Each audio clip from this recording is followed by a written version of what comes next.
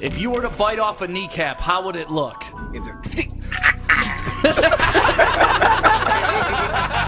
Woodward Sports, let's go.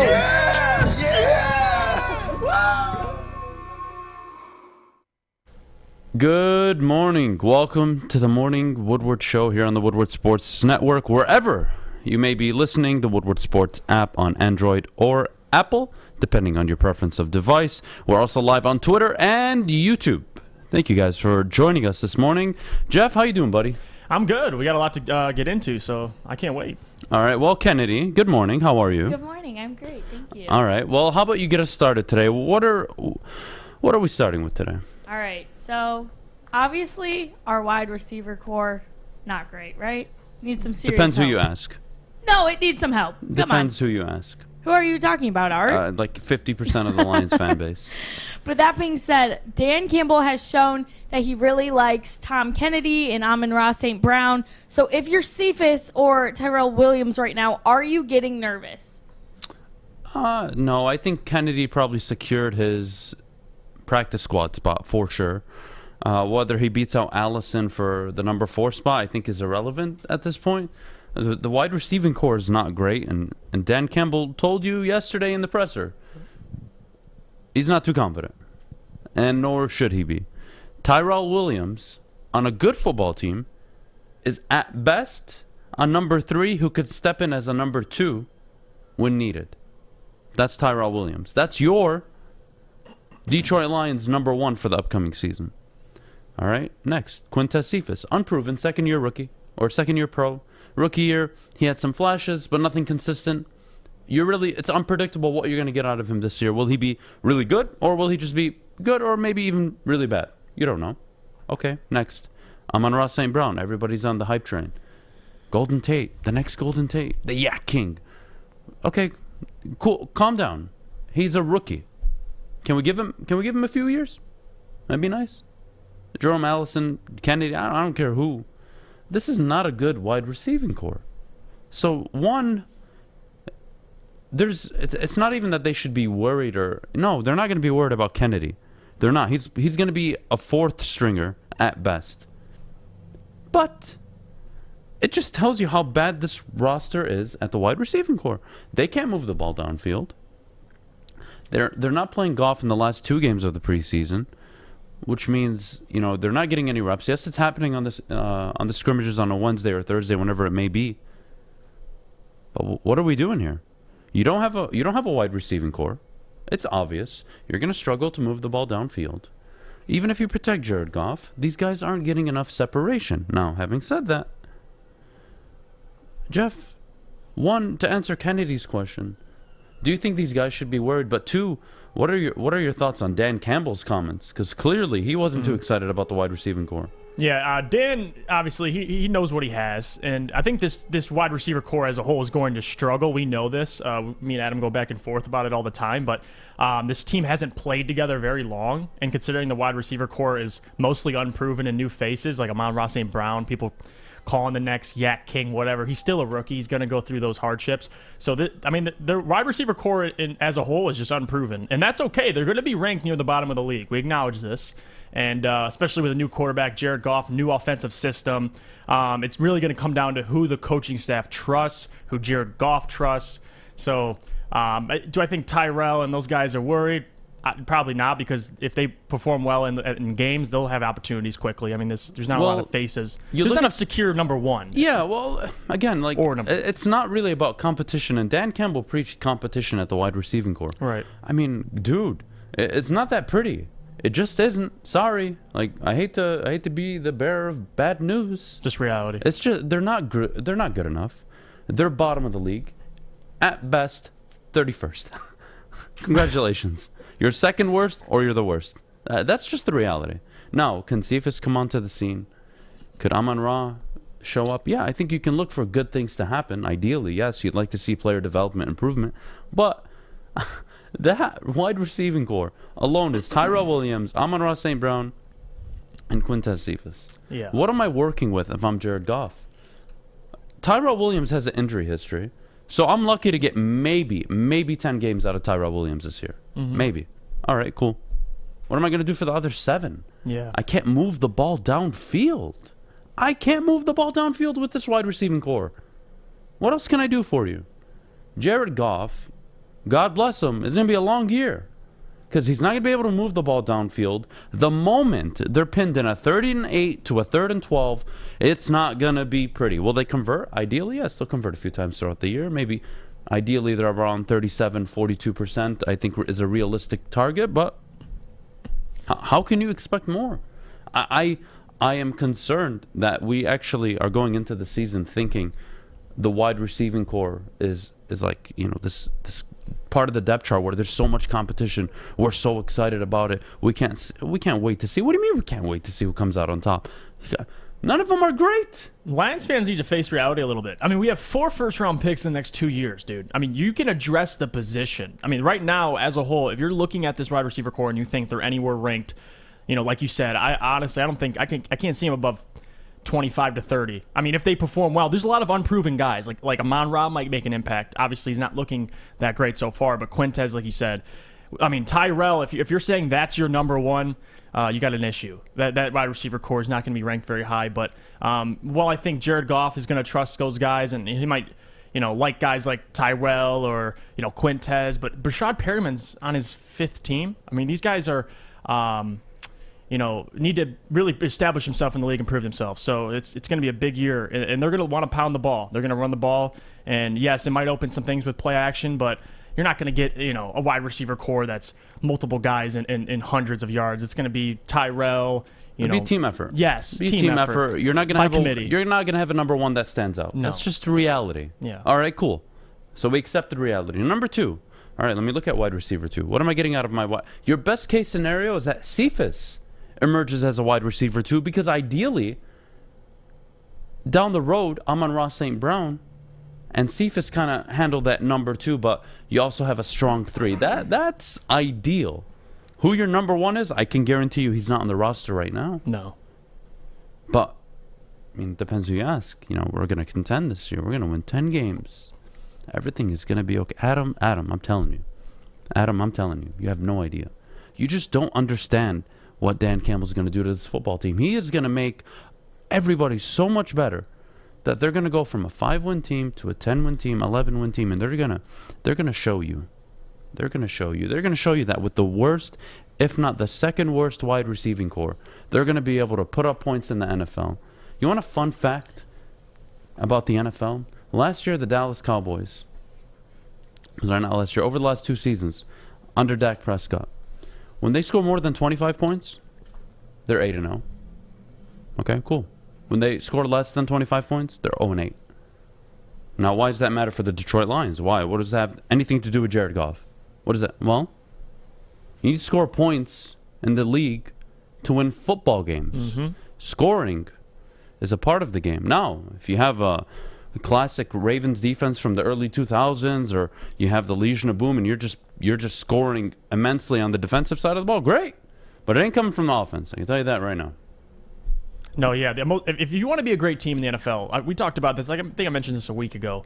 Those good teams have that number 1 receiver they can go to. I mean, it doesn't matter. You can look all around the league. So, with the Detroit Lions, the wide receiver core, speaking as highly as we do as a rookie of Amon-Ra St. Brown, is putting a lot of pressure on his shoulders because besides Amon-Ra, Quintez and all those guys, it's a lot of, don't want to say cast-offs or, but they're unproven. I'll just say that. I mean, they haven't really shown much. Tyrell's had some consistent seasons in the league, 600 yards, but hasn't shown he's a number 1, like Adam said. If you were being honest with yourself, you would look at Cephas, you would look at Amon-Ra St. Brown and be like, okay, hey, that could be something. Could, yeah. In a few years. Mm-hmm. That's not going to be a Michael Thomas, DeAndre Hopkins, Stephon Diggs come year 2. They're just not. They're not even remotely the player. No. So, again, Dan Campbell came out in his presser yesterday, addressed the media, said that he was he was confident that the wide receiving core would play itself out. He's not sure what he's going to get out of Brashad Perriman yet. I mean, I don't want to, again, I don't like reading too much into press conferences, but if I'm Dan Campbell, I'm looking at my wide receiving core and I'm just like, all right, Jared, we're going to have to get creative this year because it's going to be tough to move the ball downfield. And that's okay. That's your situation. Address it. Accept it. and find a way to try to win football games. That's all Dan Campbell needs to do year one. Try to find a way, put your team in the best position possible every week to win football games. And if that means you need to run the ball 30, 35 times to keep the ball out of the opponent's hands, well, you do that, sir. If you think it's throwing the ball 15, 20 times downfield, good luck. Good luck. That's all I have to say about that. Yeah, it's hard to process this. Like, with the Lions wide receiver core, there's guys that this is the year for them. Like if Tyrell Williams is that dude, if Brashad Perriman has something left in the tank, whatever these guys may have, this is the year to prove it, because you're coming to a Detroit Lions team where, like we just reiterated, no number one. You're going to get opportunities, so show us what you got. I mean, if this wide receiver core doesn't perform well, which we expect, that's okay. It's what we expect. They're going to be bottom of the league, but this is a year for these guys. Come out, Amon-Ra, have an attack mode mindset. Quintez, those guys are going to get plenty more opportunities, especially Quintez last year. Galladay, Marvin Jones, he wasn't really seeing the field a whole lot. This year, he could possibly be in most of the plays every single game. So not a lot of excuses for him. They just got to come out and ball, to be honest. Well, like you said, you're looking for wide receivers to attack. And speaking of players that ideally will start attacking more, Sekou Doumbouya. But we will talk about him after the break and what his future looks like with the Detroit Pistons. You're tuning into the Morning Woodward Show. I'm looking to bring on another HVAC tech right now. We are recruiting 5 to 10 techs a month. We're looking to grow and expand. Every new tech we hire is from Northwestern Tech. The hands-on training is fantastic. They're always my first call. We love hiring Northwestern Tech grads. They come out trained and ready to work. Our program is only 10 and a half months, and our next classes are starting soon. So why wait? I'm looking to hire Hire a graduate of Northwestern Tech. Northwestern Tech. Northwestern Tech. Northwestern Tech. Welcome back, everyone, to the Morning Wood on the Woodward Sports Network. We're so glad to have you here. Thank you for tuning in. So there's a lot of rumors going around that Sekou Doumbouya could be getting traded to either the Spurs, the Raptor, or the Thunder. Seem to be the top three right now. So what do you guys think? Should the Pistons move on, Jeff? Let me tell a story. All right, I'm going to pull an Adham and Uncle Jeff here. All right, listen. When I first came upon Sekou Doumbouya, it was his pre-draft process, and this dude showed tremendous ability. He's the youngest player in the 2019 draft.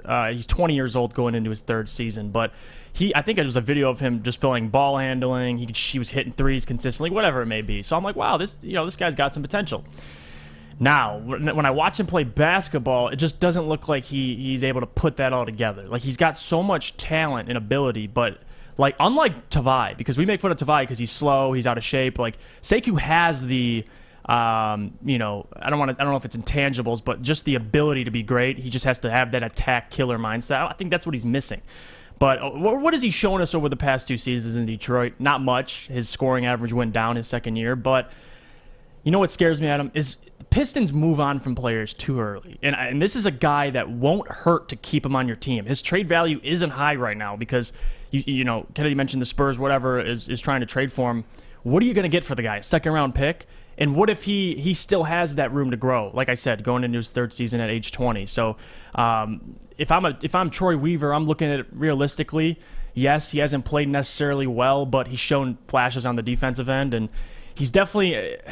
I get it if he's taken up a roster spot, but the way this team is constructed right now, we're probably going to be somewhere in the top 15 next year as well.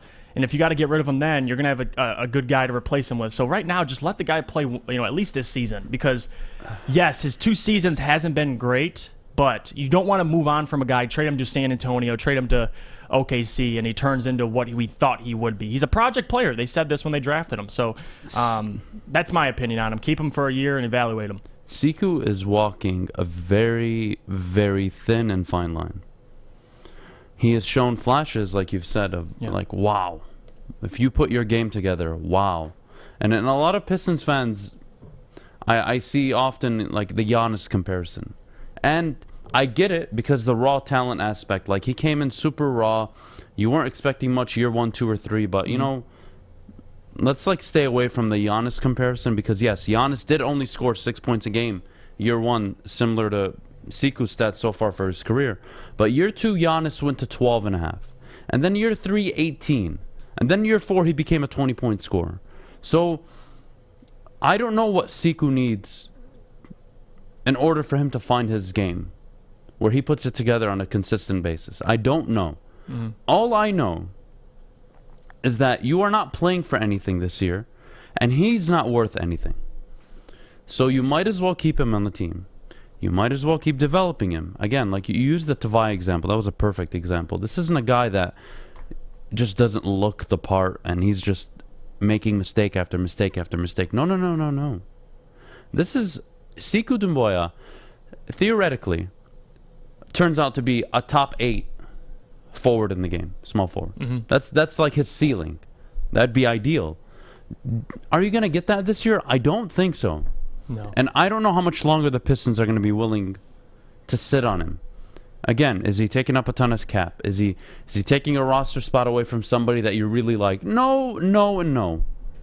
But how many more years are you going to give this guy? He's already had 2 years. Struggles with weird muscular injuries that you really just don't see from most players. And when he's on the court, he'll give you a flash moment, and that's it. It's never, I'm putting 20 to 24 minutes of consistent ball. Coach, this is what you're getting out of me. And that's probably why he isn't even being played. I don't know what I'm getting out of Sekou the moment I put him in the game. What happens when I put on, let's say, a Saban Lee? I'm getting effort. I'm getting somebody who's going to attack the rim and try to facilitate. Somebody who's a willing scorer and also a willing passer. Like, I know what I'm getting. I don't know what I'm getting out of Sekou yet. I still think it's too early to give up on him. Having said that, you got to make a decision sooner than later on if you're going to commit to developing him or not. And reminder, Pistons fans, especially the ones in the comments saying, you know, you got to give him more time. Like, I want to be on that train, but let's remember who the GM is. Troy Weaver, somebody who understands and can see talent. Talent that, we talked about this yesterday. If voted by his peers, Troy Weaver would be voted #1 and the guy of all GMs currently in the NBA that would be able to spot underrated, underappreciated, undervalued, under the radar talent, whatever you want to call it. That's your GM. So if your GM isn't buying Sekou, there's no reason you should. Give up the fantasy that he's going to turn into Giannis. He just isn't. He hasn't shown the promise and the consistent development in the first 2 years. Now, if he leaps onto the scene, gets 9.5, 10, 11 points, 4 or 5 rebounds, an assist or 2 a game, okay, I'll step back and say, all right, give him 2 more years. Because the pattern in the NBA is by year 6, 7, or 8, you're typically a superstar, is when you reach your prime. You know, there are obviously the small cases where people just come onto the scene and they're ready. Melo, LeBron, Kobe, KG. But he's not in that discussion. He's a young, raw prospect that does need more time, but I'm not going to be mad if they move on. I think the biggest difference, and I'm not comparing him to Giannis at all, but with his second year from Giannis, he was drafted to Milwaukee. He played at 20-plus minutes his rookie year. He started playing immediately. His second year, he went to high 20s minutes. Sekou hasn't cleared 20 minutes yet. So I think the ability to really judge him on a team that has multiple talented forwards, Sadiq Bey, Jeremy Grant, we had Josh Jackson. I mean, these guys, it's hard for forwards to get a lot of playing time anyway as it is. But for Doumbouya, I need him to come out this year, and I understand it makes perfect sense. I mean, you could say he needs more playing time, but at the end of the day, if your coaching staff doesn't know what they're getting out of you, it's hard to play you. So I need him to come out this year in the playing time he gets, just dominate, man, because show what he has. Don't be afraid to let that thing fly. It seemed like he was passive last year, especially. I mean, if you go down in overall points per game, it's not a good look. And he averaged more minutes, that's for sure. His sophomore year from his first year, he averaged more minutes and his points went down. So he's got to improve on that end. If he can get anywhere, like you said, to 10 points, I think that's a promise to keep him. But I'm proud of a few people in the chat. We'll start with Bob's Big Boy. Trade Sekou for Mo Bamba, 7-footer that blocks shots. But before that, he also made a comment that Sekou is no Giannis. His ceiling is nowhere near Giannis. No. And his ceiling is actually Luol Deng. And what did Luol Deng have, guys? That's like a really good comparison, actually. Yeah. Because Luol Deng had the size, athleticism coming out, raw prospect. But you know what Luol Deng couldn't do? Couldn't score on a consistent basis. Wasn't much of a passer. He could do it often in moments and bursts, but it was not a consistent facilitator. Couldn't drive to the basket consistently. Wasn't a great free throw. Like, this is Sekou PTSD all over again. So here we are. Now, ideally, would I like the kid to develop and be something great? Of course, who wouldn't? Like, you don't take these guys high in the draft expecting them to bust out in 2-3 years. Yeah. But this is your reality. And if Troy Weaver decides he wants to move on, I'm not going to sit here and disagree with it. I think Sekou hasn't shown enough. And honestly, I question his ability to really, his mental ability to stay in a game for 20, 30, 40 minutes. I don't think he's there. I just don't think he's there mentally. You might be right, especially if Troy Weaver, we talked about this, if he is already questioning, he watches him every day in practice.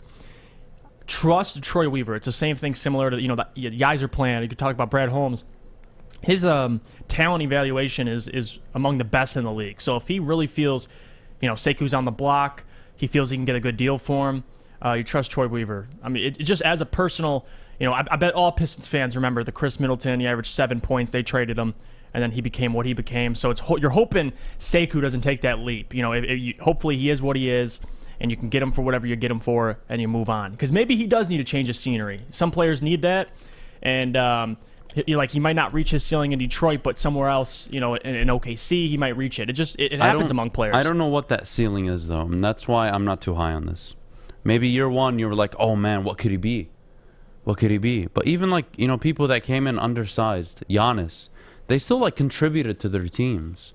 Kevin Durant came out one of the skinniest players. Granted, he came in, he could just put up buckets. But just because you don't develop into your body right away doesn't mean you can't translate your game. Mm-hmm. You can get around it. Yeah. And we haven't seen that from Sekou. So, when people want to talk about should the Pistons move on, I'm okay either way because I know there's no trade value if you get rid of him. What are you getting? A second? A future one from a contending team? I mean, I don't know what's worth it for Detroit with Sekou. I think you keep trying to develop him, and if he really just shows no signs of growing, you just got to move on and accept it. But speaking of move on, we got to head to break. But Jeff, how about you tell everybody at home about our friends at Northwestern Tech? Yeah, if Sekou doesn't work out for Detroit, he can come to Northwestern Tech because he can start a new career in an industry that is always essential, the heating and cooling industry. Learn more today by visiting northwesterntech.edu. Tony is a third-generation logger that has a simple, practical approach to life and work. That's why his Coast DX342 knife is perfect for him. The stainless steel blade is rust-resistant and made for all-weather use. And the double roll-lock safety ensures that it will never inadvertently close when he doesn't want it to. That's why Coast is trusted tough. Welcome back, everyone. You're watching The Morning Wood on the Woodward Sports Network. So now we've got to talk about this preseason finale with the Lions. So they're expected to sit the majority of their team against the Colts this Friday. But we'll still get to see more from Penei Sewell, which is great. Hopefully he can show us that we made the right pick here. So you guys, do you think that they should go another preseason game without their starters? Is it a good idea? Adam, let's start with you. This is kind of the way or the direction the league is shifting in already. We've seen teams not put out their starters since week one, especially the key players. I think if you're the Detroit Lions, though, this is my only concern and my only knock on doing this, is you're not a contending team where if you put out your team in the preseason, you're risking your future ability to contend in the AFC, NFC given your team. Okay. Yep. That I would understand. Lions are walking in as divisional contenders. You want to sit a few star players. You want to sit some of the D linemen, O linemen, get them some, just get them freshened up, work them hard in scrimmages. Okay, I'm cool with that. But when you're a team that's expected to win less than 5 games, I'd like to see you get as many reps in as possible. Having said that, though, they have kept the rookies out there full time. So they are giving the guys that they brought in all the playing time and reps they need. And we can use Penei Sewell as an example. Penei Sewell is likely, based on reporting, is likely to play in the preseason finale against Indianapolis. It'll be here in Ford Field Friday, actually. Now, okay, what does that mean for Penei? Well, he needs the reps, guys. We talked about this yesterday. Will the Lions regret drafting Penei Sewell?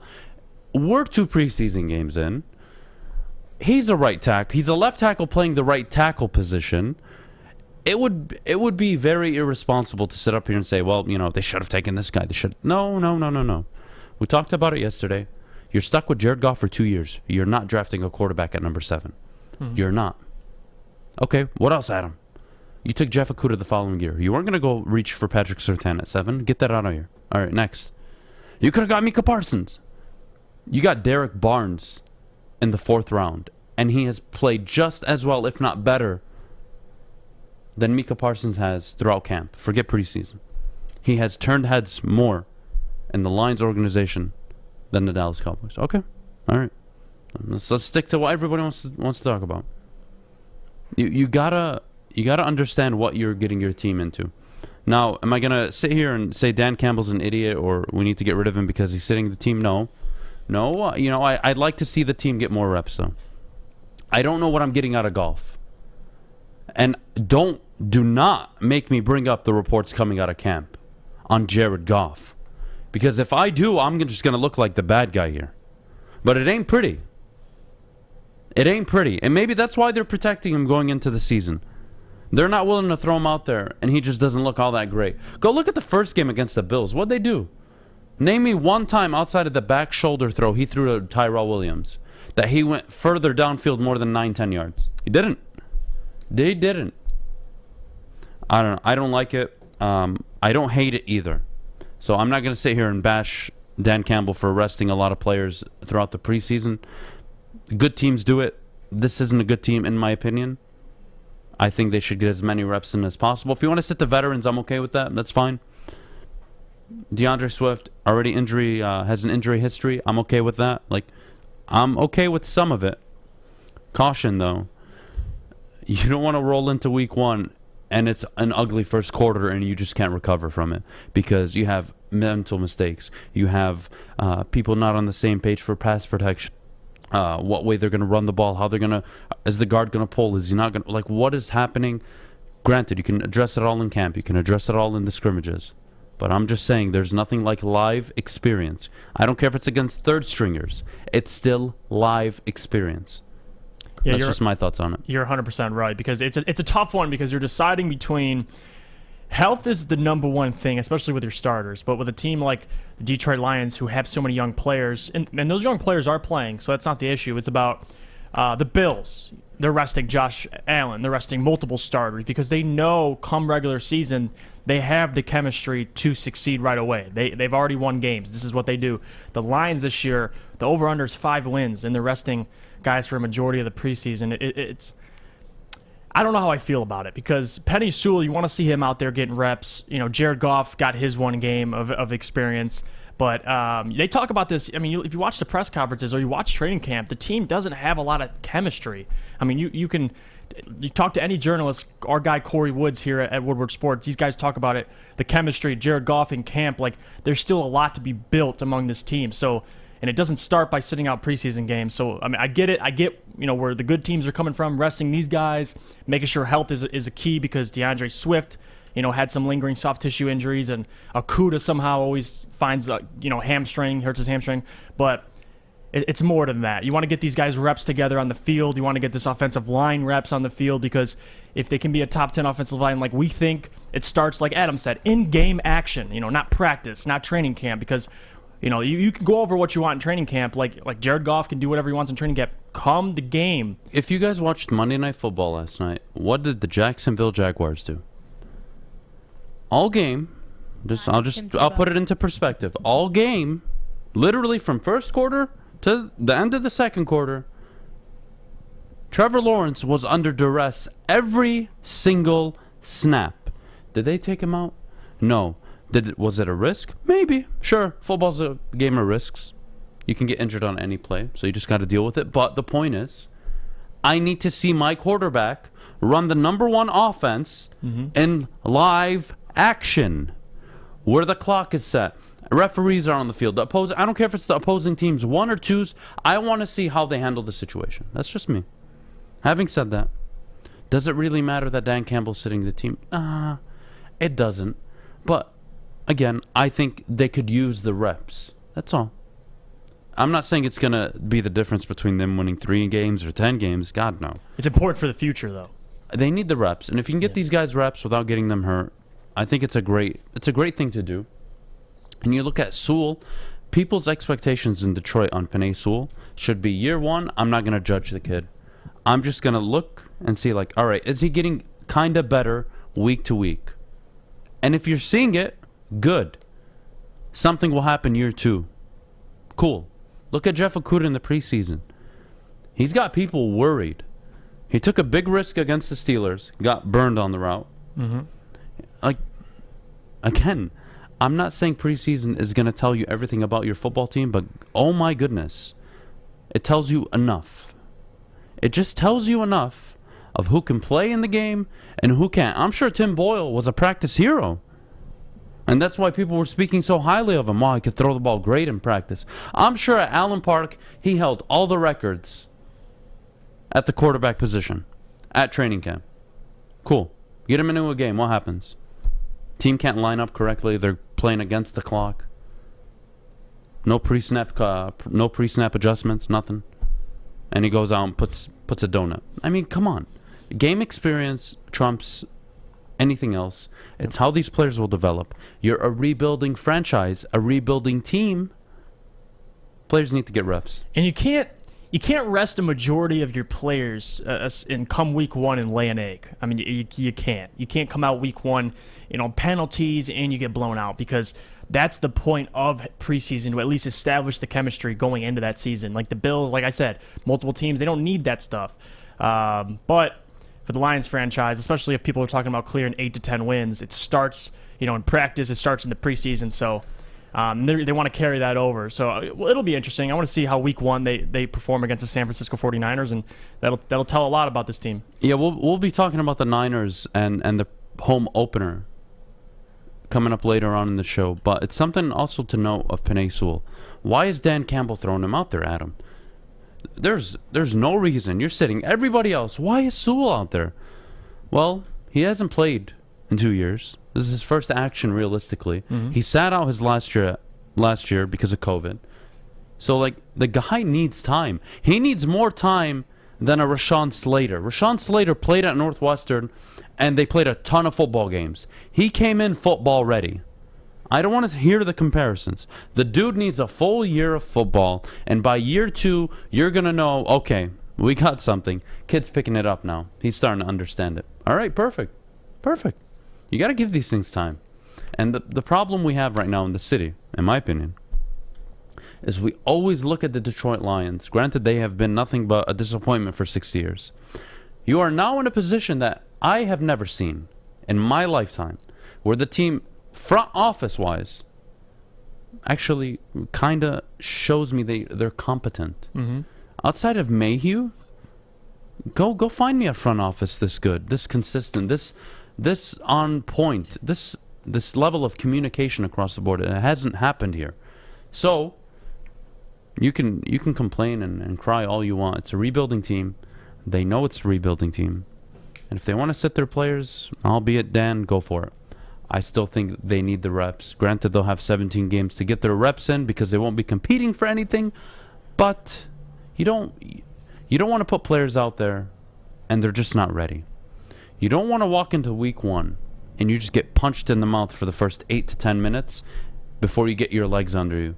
And it's already 21-0. And you're like, well, can't come back from this. So that's that. We got to head to break. When we come back, Matthew Stafford. Dude's cursed. Yeah. He has to be cursed. We'll talk about why coming up next. Okay, you thirsty little spin goblins. I want you to pedal into the next dimension. Spin it! Spin! Uh-oh! Carmen's falling behind. Let's give her the hiss of shame. Spin till you bleed! Don't ride the bike of shame.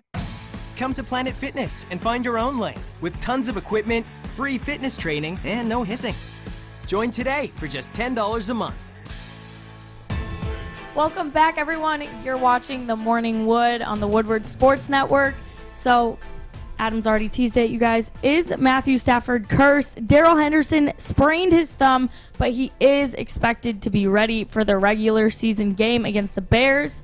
But last night, everyone was freaking out that Matthew Stafford was cursed. People were saying he'd throw for maybe 7,000 yards without these guys.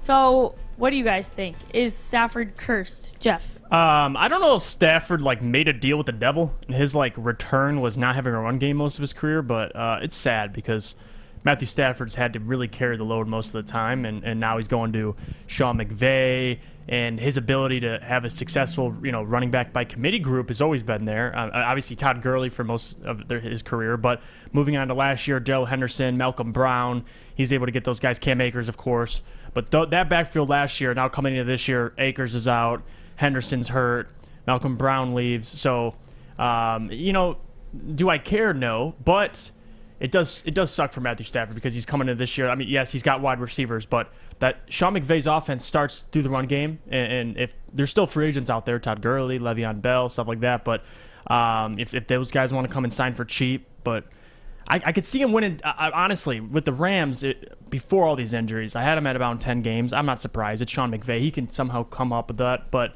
with all these injuries, man, it's tough because they're going to have to start replacing guys that are going down because you need a run game. Matt's not going to be able to carry you every single night like he's tried for the Detroit Lions for the past 12 years. So it's going to be interesting, but yeah, he's got horrible luck at him. I don't know what it is. Well, I'll start with Stafford individually, and we'll talk about his luck or his fortunes. Yeah, Henderson went out. We don't know how long yet, but Stafford has an opportunity that he hasn't had outside of maybe one season in Detroit. And that's coming into the season this football team is going to be good. Probably going to compete. Granted, they're in a very difficult division, but anything can happen. Regardless, is he cursed? I don't know. It's a weird thing to say. Is he cursed?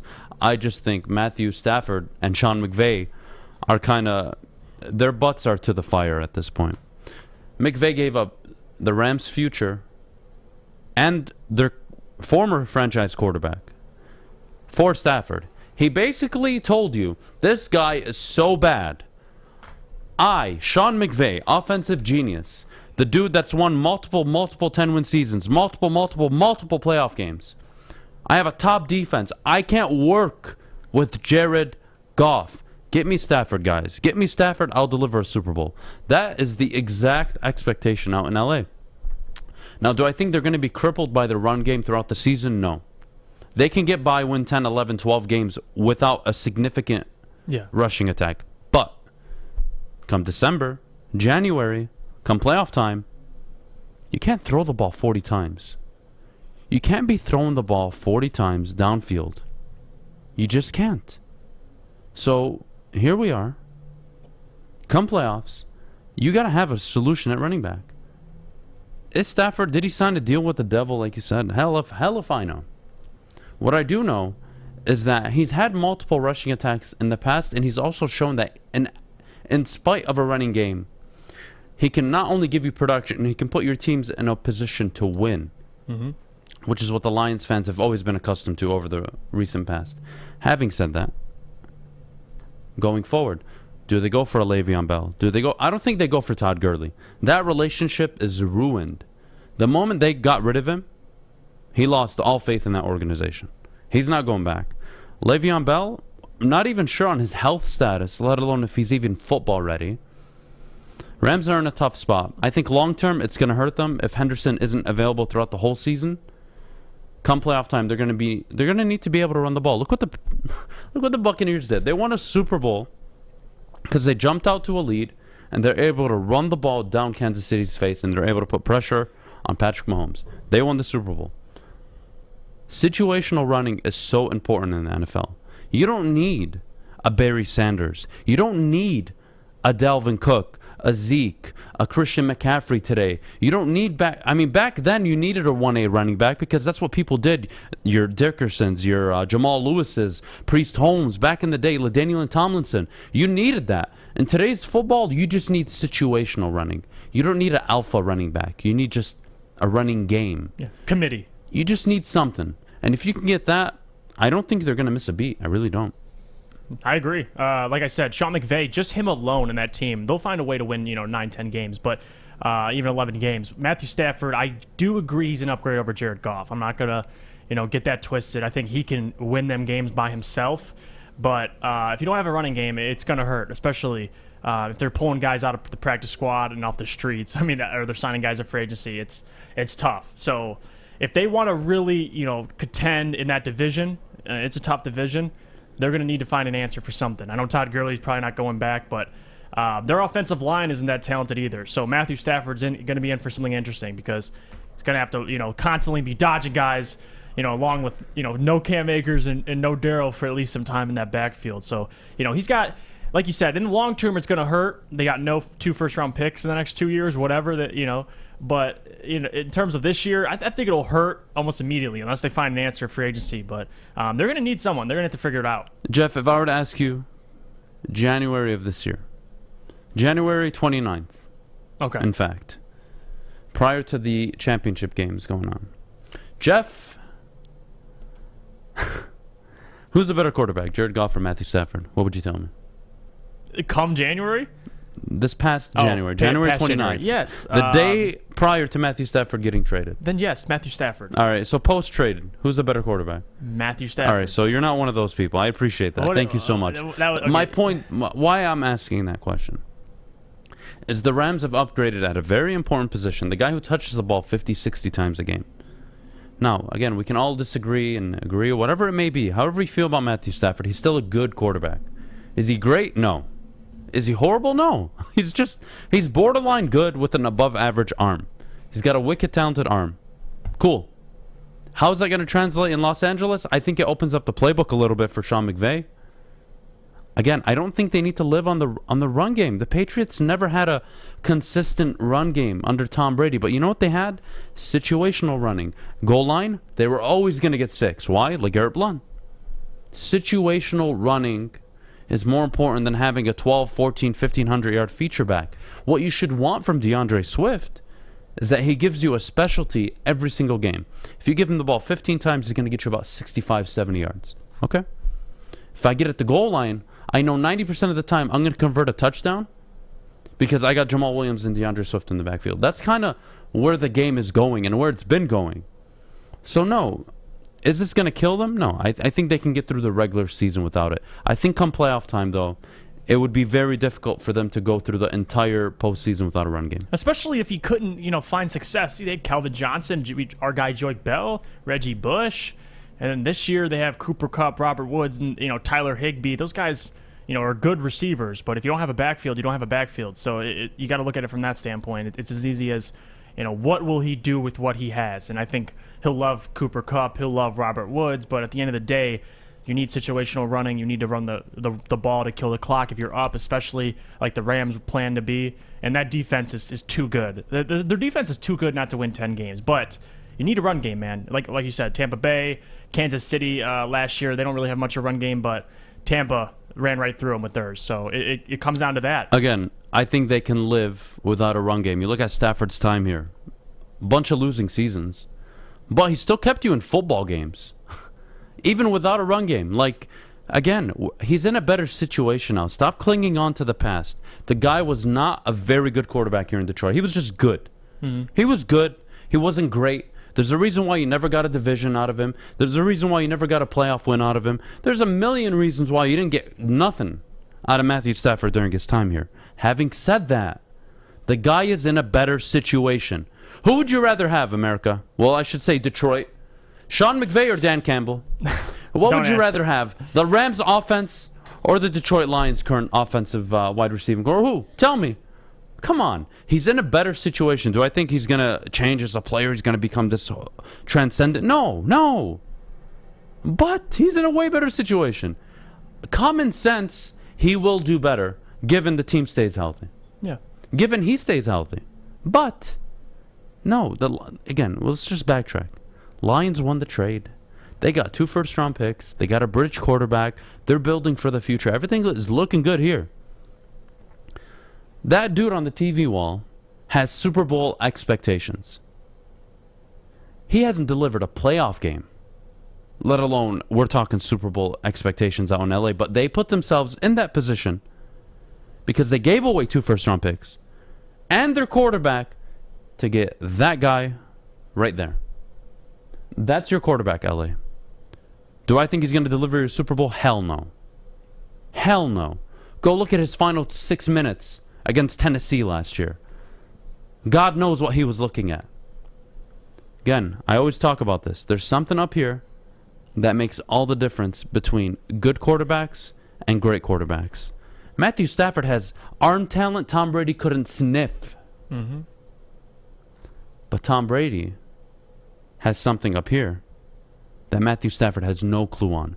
The same Aaron Rodgers has no clue. You look at all these just good quarterbacks. You can leave Aaron Rodgers out of this conversation right now, but you look at your Kirk Cousins. You look at your Teddy Bridgewaters. These guys in the middle of the pack that are serviceable. Even a Jared Goff in the middle of the pack. They're nowhere near the elites of the NFL.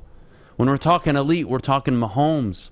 We're talking not Patrick Mahomes. We're talking Josh Allen. Josh Allen, yep. We're talking Tom Brady's, the Drew Breeses of last year. We're talking Aaron Rodgers. You're talking Russell Wilson. We're not talking about Stafford in that conversation. He just isn't. They can put him up as the 6th best quarterback on ESPN rankings. Tough shit. You didn't watch him for the last 12 years. I don't know what you're looking at. But he is in a better situation. So excuse me that I move on to a better relationship and I'm now primed up to get partner position at my company because I'm happier, I'm healthy, I have better people to work with around me. Excuse me, this is just the reality that Stafford is in. Lions fans, don't cling on to it. Who gives a rip about the guy? Having said that, move on. Move on. The guy's, I don't know if he's cursed or not. I mean, again, you look at bad situations, the guy's in a bad situation. Now he's in a good situation. Imagine trying to be the Lions quarterback for the last 6 years. How'd that work out? Somebody tell me. It ain't pretty. Go look at New York. They thought the solution to Sam Darnold wasn't, protecting him and getting him wide receiving weapons. No. It was getting rid of him, drafting an O-lineman, a new quarterback, and new wide receivers in the same draft. Bad organizations are just bad organizations. Mm-hmm. So you can rip Stafford all you want. But the guy is in a way better position in LA than he ever was in Detroit. So that's that. We got to go to break. When we come back, we got to talk about Cade Cunningham.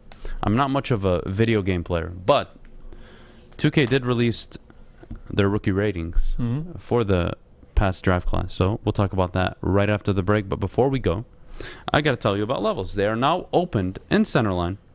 We were there last Friday. It was a blast. Terry Foster and myself. Jeff was on vacation. You can see the Levels building. It's a beautiful, beautiful dispensary. Guys, make sure you download the Enjoy Levels app. It's available in Apple and Google Play.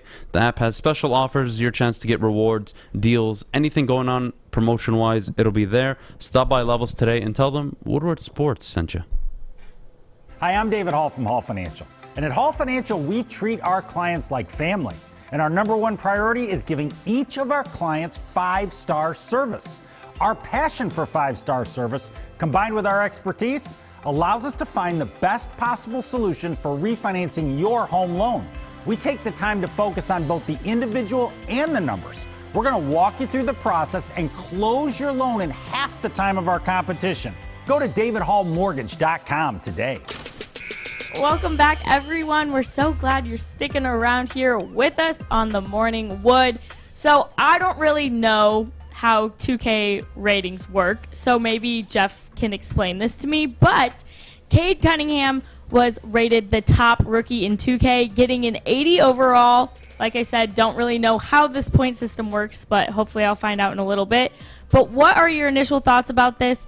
And from what you've seen, does he deserve to be 1 point over that number 2 pick, Jalen Green? Jeff, let me know. I'll start by saying I do play 2K, and I'm versing Mikey here at the station in a little bit. I'm going to whoop his behind. But more importantly, this makes perfect sense because if anybody's played 2K, there's tons of specific ratings, individual ratings like defensive IQ, awareness, little things like that. And Cade has shown he has better basketball intangibles. So makes sense. He's the highest overall by 1. He's 80. Jalen Green 79. But more importantly, Adam, how does Jalen Green feel about this? Number 2 again, second overall pick, all rookie second team in the summer league.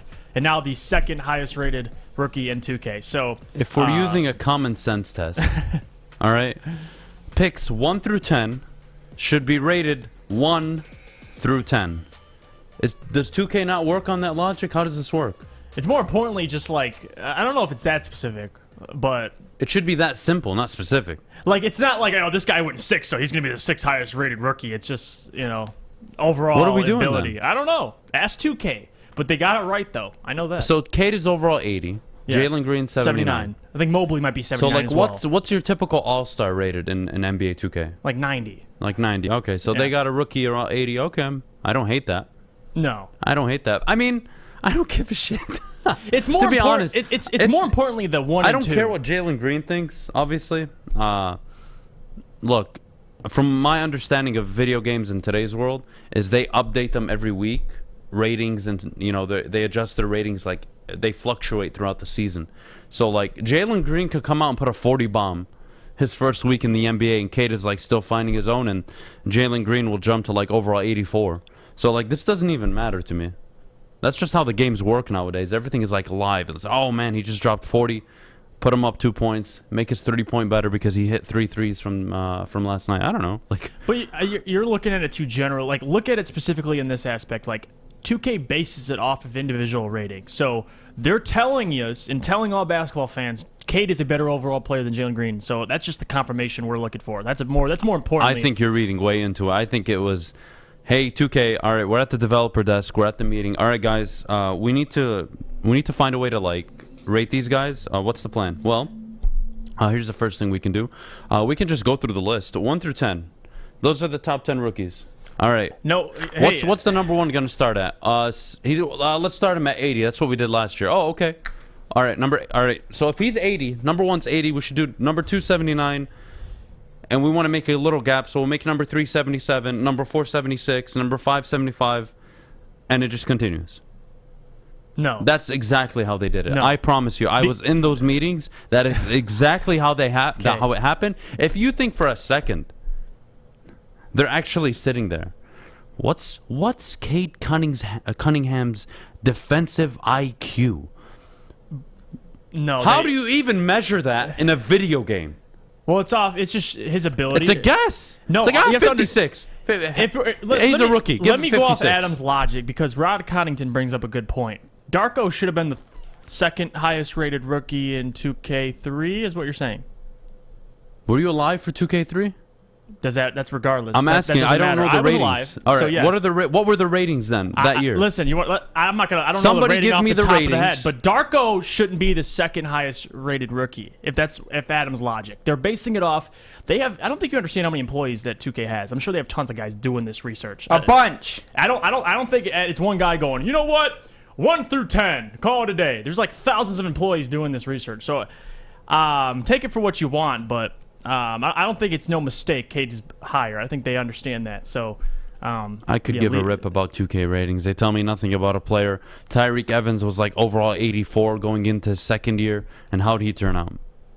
Perfect. How'd Anthony Bennett, who they gave a 78 overall rating, I believe, how'd he turn out? Perfect. Anthony Bennett. The number one overall pick. These guys don't know shit. Like, I don't... This 2K rating system doesn't mean anything for any of these players. To be honest, you want to look at intangibles, like players that are coming in?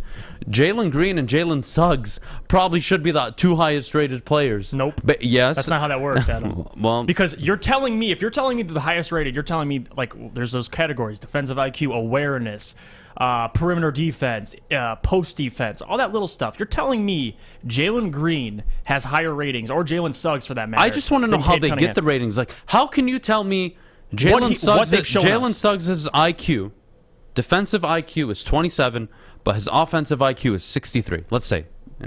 How? What are you like giving them a test? Are they coming down to the studio and you're like, all right, we're gonna give you an IQ test? Based on how you're great, we're gonna rate your. That's what the rating we're gonna give you. I just want to know how. I'm so baffled by this. It's what they've seen, like college-wise. They don't have anything else to go off of. So I'm watching you on TV, Jeff. I don't know how much IQ you have if you're running on playing basketball. What are we doing? But you do. I Adam, can tell you're know.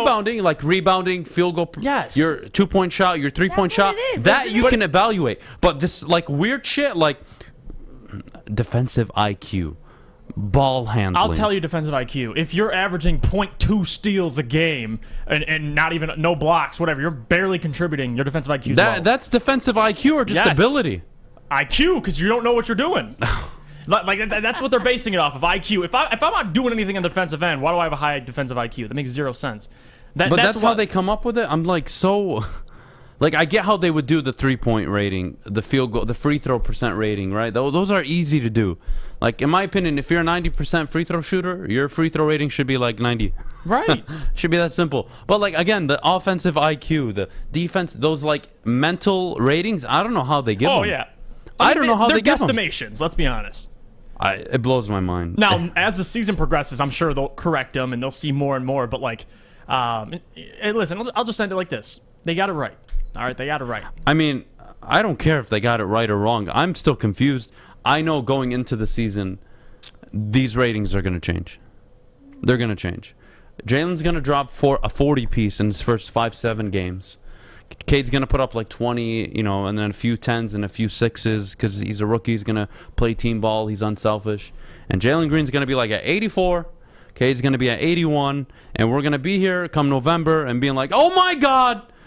Why is Jalen rated higher than Cade right now? I'm sorry. This doesn't make any sense. It's not that deep, but just when they release the initial rankings, that's important. They should release them in the way they were ordered, in my opinion. Okay. How does that make sense? Adam's opinion. How am I the number one overall pick and I'm not the highest rated? How am I the number one overall pick and I'm not the highest rated rookie? Because you might have got taken too early. Who knows? I don't know. Video games. What are we doing here? You sound like Kennedy, take us a break right now. You sound like a boomer. Kennedy, take us a break. I can't deal with this. Thanks everyone so much for tuning into that little 2K segment there.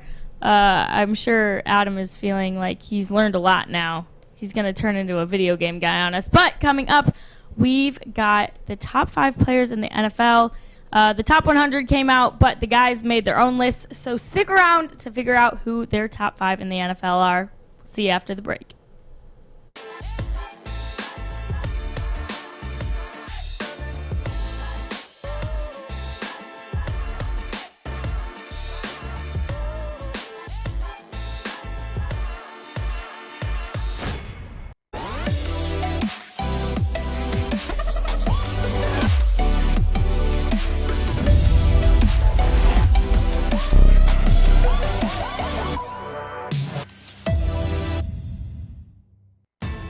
Welcome back, everyone. You're watching The Morning Wood on the Woodward Sports Network.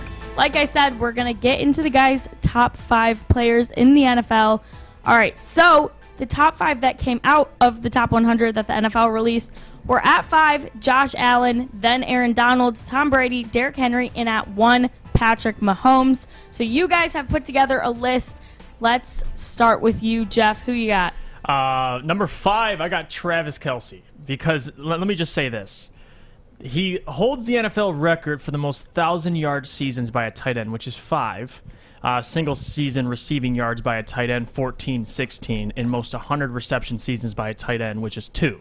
So he's shown us, and tight ends are very important in this game. They do multiple things, and he's shown by far, I know Kittle can be in the conversation, but he's the best pass-catching tight end in quite some time. He's shown that, and I mean, you could argue Derrick Henry, he's coming off a 2,000-yard season, but I think Travis Kelsey just is so much more important, especially on the offensive end. So I feel like, a dad that took his kid out, all my life I'm playing ball with my kid in the backyard, we're playing catch, and I always tell my kid, if the ball comes to the outside of the plate, just ride the swing. Take it to right field, get your base hit, and walk away safe. Wow, I can't believe... Are you looking at my notes? No, hey, I'm just... All right, well, facts, my number 5 is also Travis Kelsey. I got to hide my sheet. Travis Kelsey has had 5 straight 1,000-yard seasons. Career high last season in receptions, touchdowns, yards. All across the board. Kelsey has become one of, if not the most dynamic pass-catching tight end in the history of the NFL. In my opinion, he deserves to be in the top 5, and I'm glad we agree on that one, Jeff. Who's your number 4? Okay, this one was tough because I was deciding between 2 people, and I ended up going with the winner of the last game they played. I'll go for Aaron Rodgers because last year's MVP is coming off a monster season. We could talk all day about his ability to throw the football, all right? But he just comes a little short in those big games. I respect the skill, but I can't rank him above Tom, who just threw 3 picks and still beat him. So I don't. Tom is clearly he's the champion. He had a monster year as well. People forget. I mean, I think Aaron had 45 touchdowns, 4 picks, something like that. Tom had 44 and 12, so he was right behind him. I just think right now, Aaron Rodgers, man, it was hard. It was very hard putting him right behind Tom, but I got him at 4. So I want to hear what you have. All Aaron right, Rodgers. good. So now we're getting into the real conversation. So Aaron Rodgers is not in my top 5. Oh no! Oh yeah! No! Oh no! yeah! No! Oh yeah! Reigning MVP not in my top 5. Sorry, not gonna happen. Are you? Who do you? I I'm need not to hear joking. this. I need I'm to not hear joking. this. Tell me who you have. All right. So you kind of mentioned earlier that based on on your list, you weren't gonna rank Rodgers ahead of Brady. So my logic. All right. So you probably have Brady at 3 or 2. Regardless, we're going to stick to number 4. I got Josh Allen. The guy, in my opinion, was actually more of an MVP last year than Aaron Rodgers. Josh Allen is not only ready to explode, he exploded onto the scene last year. The addition of Stephon Diggs helped him grow so much. This is the year that the Bills are going to, more likely than not, end the Chiefs' back-to-back Super Bowl appearance run and probably win the AFC, in my opinion. This is their year. They've got the fan base. They've got the run game. They've got the dynamic quarterback. They've got the wide receiving core. They have the defense. They have pass rushers that they drafted this season in the first round. Josh Allen is the man. In my opinion, he is the 4th best player in the NFL right now. Aaron Rodgers. Aaron Rodgers, I will say, though, I will give Aaron Rodgers this. He was number 6. I had him at 6. How flattering. I did have him at 6, but I'm sorry. I chose Kelsey over Aaron Rodgers. Sorry, not sorry. Packers fans, FTB, FTP too. F them both. You know what? So Rodgers not in my top 5. You can give me all the finesse, all the arm talent in the world. He's missing something that I'm not buying, and he's a dramatic little girl, so I'm not interested. Go ahead. All right. Obviously, Adam has a little something personal with Aaron Rodgers, but moving on to 3, I'll start. Obviously, I hinted at earlier. It's Tom Brady, because even at the age of 44, he's the GOAT for a reason. We can talk, about his ability to, win Super Bowls. He's got, a ton of them, but he just beat Aaron Rodgers in a playoff game. So that's why I determined the ranking there. And I think Tom coming into this season, yes, he, has a torn MCL. Health is looking a little, scarce, but never doubt Tom Brady. That's one thing I've always learned. Never bet against Tom Brady, and he's proven that every single year. So come this year, I think he'll stay right around that top 3. I have him at 3. I could see him sliding out of that 3 to 4 or 5, but he'll stay around there. So I got confidence. I got Tom at 3. So all right. Well, this is another one we agree on. I got Tom Brady at 3 as well. The GOAT himself, regardless of his age, though, he's coming off a 40 touchdown, 12 interception season. Unbelievable. Tom Brady's not going anywhere. I do think he's the 3rd best player. It's not so much I'm expecting him to be a top 3, top 5 player given regular season performances, but you saw what he did in postseason last year. Guys, you got to have him in your top 5. Now, I could have had him at 5, 4, 3. It didn't matter. He's definitely not 2 or 1. But he earned that respect last season by leaving New England, going to Tampa Bay, delivering a franchise that was probably just as bad as the Detroit Lions over the last 25 years, and helped them turn into Super Bowl contenders. And they ended up winning it. So, sorry, can't help it. Tom Brady, number 3. Jeff. All right. Now, this is where I'm going to question you. No, you're not going to question me. Who's your number 2? It's Aaron Donald. Okay. Because he's the face of that Rams defense. He's the best defensive tackle in the NFL. He's set, crazy records. And number 1, let me just say this. There's a reason why the Los Angeles Rams are always top among the league in QB pressures and QB hits. It's because of that man, number 99, coming after you. And he might have a down year because people are focused strictly on Aaron Donald, but he's consistent. You know what you get from him. You're going to terrorize the quarterback, and you're going to get domination, and that's what Aaron Donald is, and he's done that year in and year out. So deservingly so. He's the best defensive player in football, and you don't have him in your top 3. You're clueless. Okay, good. So I'm glad we agree somewhere else, but he is not. No. What? Everything you said about Aaron Donald is spot on. Number 2 is Patrick Mahomes. Obviously, what more needs to be said about Patrick Mahomes? So who's your 1? Back-to-back Super Bowl back-to-back Super Bowl appearances. A fantastic year last year. Super efficient with the ball. Didn't turn over the ball too much. 38 touchdowns, 6 interceptions. We all know who Patrick Mahomes is. Oh, and he happens to play with, as we agreed, the 5th best player in football, Travis Kelsey. It's Tyreek Hill, Andy Reid, dynamic offense. He's not going anywhere. If he would have won the Super Bowl, I'd have him at 1. But again, this is your top players in the NFL. Top 5 players. So Right. for me, I'm sorry, Patrick Mahomes is number 2. I'm going to assume he's your number 1. Yes, he is. Deservingly so. Because regardless if he just lost in the Super Bowl, he's the most talented quarterback in the NFL in terms of, you can talk about Tom and his ability to win, but Patrick's the best. He make plays with his feet if necessary. He can chuck it all around the field, and he's shown his football IQ is crazy impressive. He hasn't had double-digit assists since his 50-touchdown season. I mean, the guy's crazy impressive, and he's only getting better. Since his rookie year, he's won 10-plus games every single year. He's kept Kansas City in the conversation, and if they had an offensive line last year, I think they could have won that Super Bowl. So, if I don't know who you have at number 1, I'm very curious. If you say Derrick Henry, I'm going to come over there and slap you in the face. So here, I'll let you talk. All right. Well, actually, my number 1 is actually somebody I voted for and I preached for all season to win Defensive Player of the Year, and it's actually Aaron Donald. Aaron Donald is, in my opinion, the best player in the NFL. One of, if not the most dominant lineman in the last 20 to 30 years. Guys, he's entering his prime. He's only 6 years in. Already 85.5 sacks for an interior lineman. A lineman that faces 2 to 3 blockers on every play. 13.5 sacks last year. He is one of the most disrupting players in the NFL. I think the respect he was given last year, really, it's one of those things where the media darling TJ Watt should have won Defensive Player of the Year. But if you actually watched the games, Aaron Donald was clearly Defensive Player of the Year. And in my opinion, he is the best player in football. Yes, quarterback super important, but we're just talking at an individual level. Aaron Donald is the best player in football, and I could make an argument that it's by a wide margin. The way he changes the game. Guys, let's just backtrack last year to the Rams. They were not overwhelmingly successful on offense. Jared Goff struggled throughout the entire season. The run game, they couldn't find one until Cam Akers late into the season. They had no identity on offense, really. It was inconsistent. So what happens?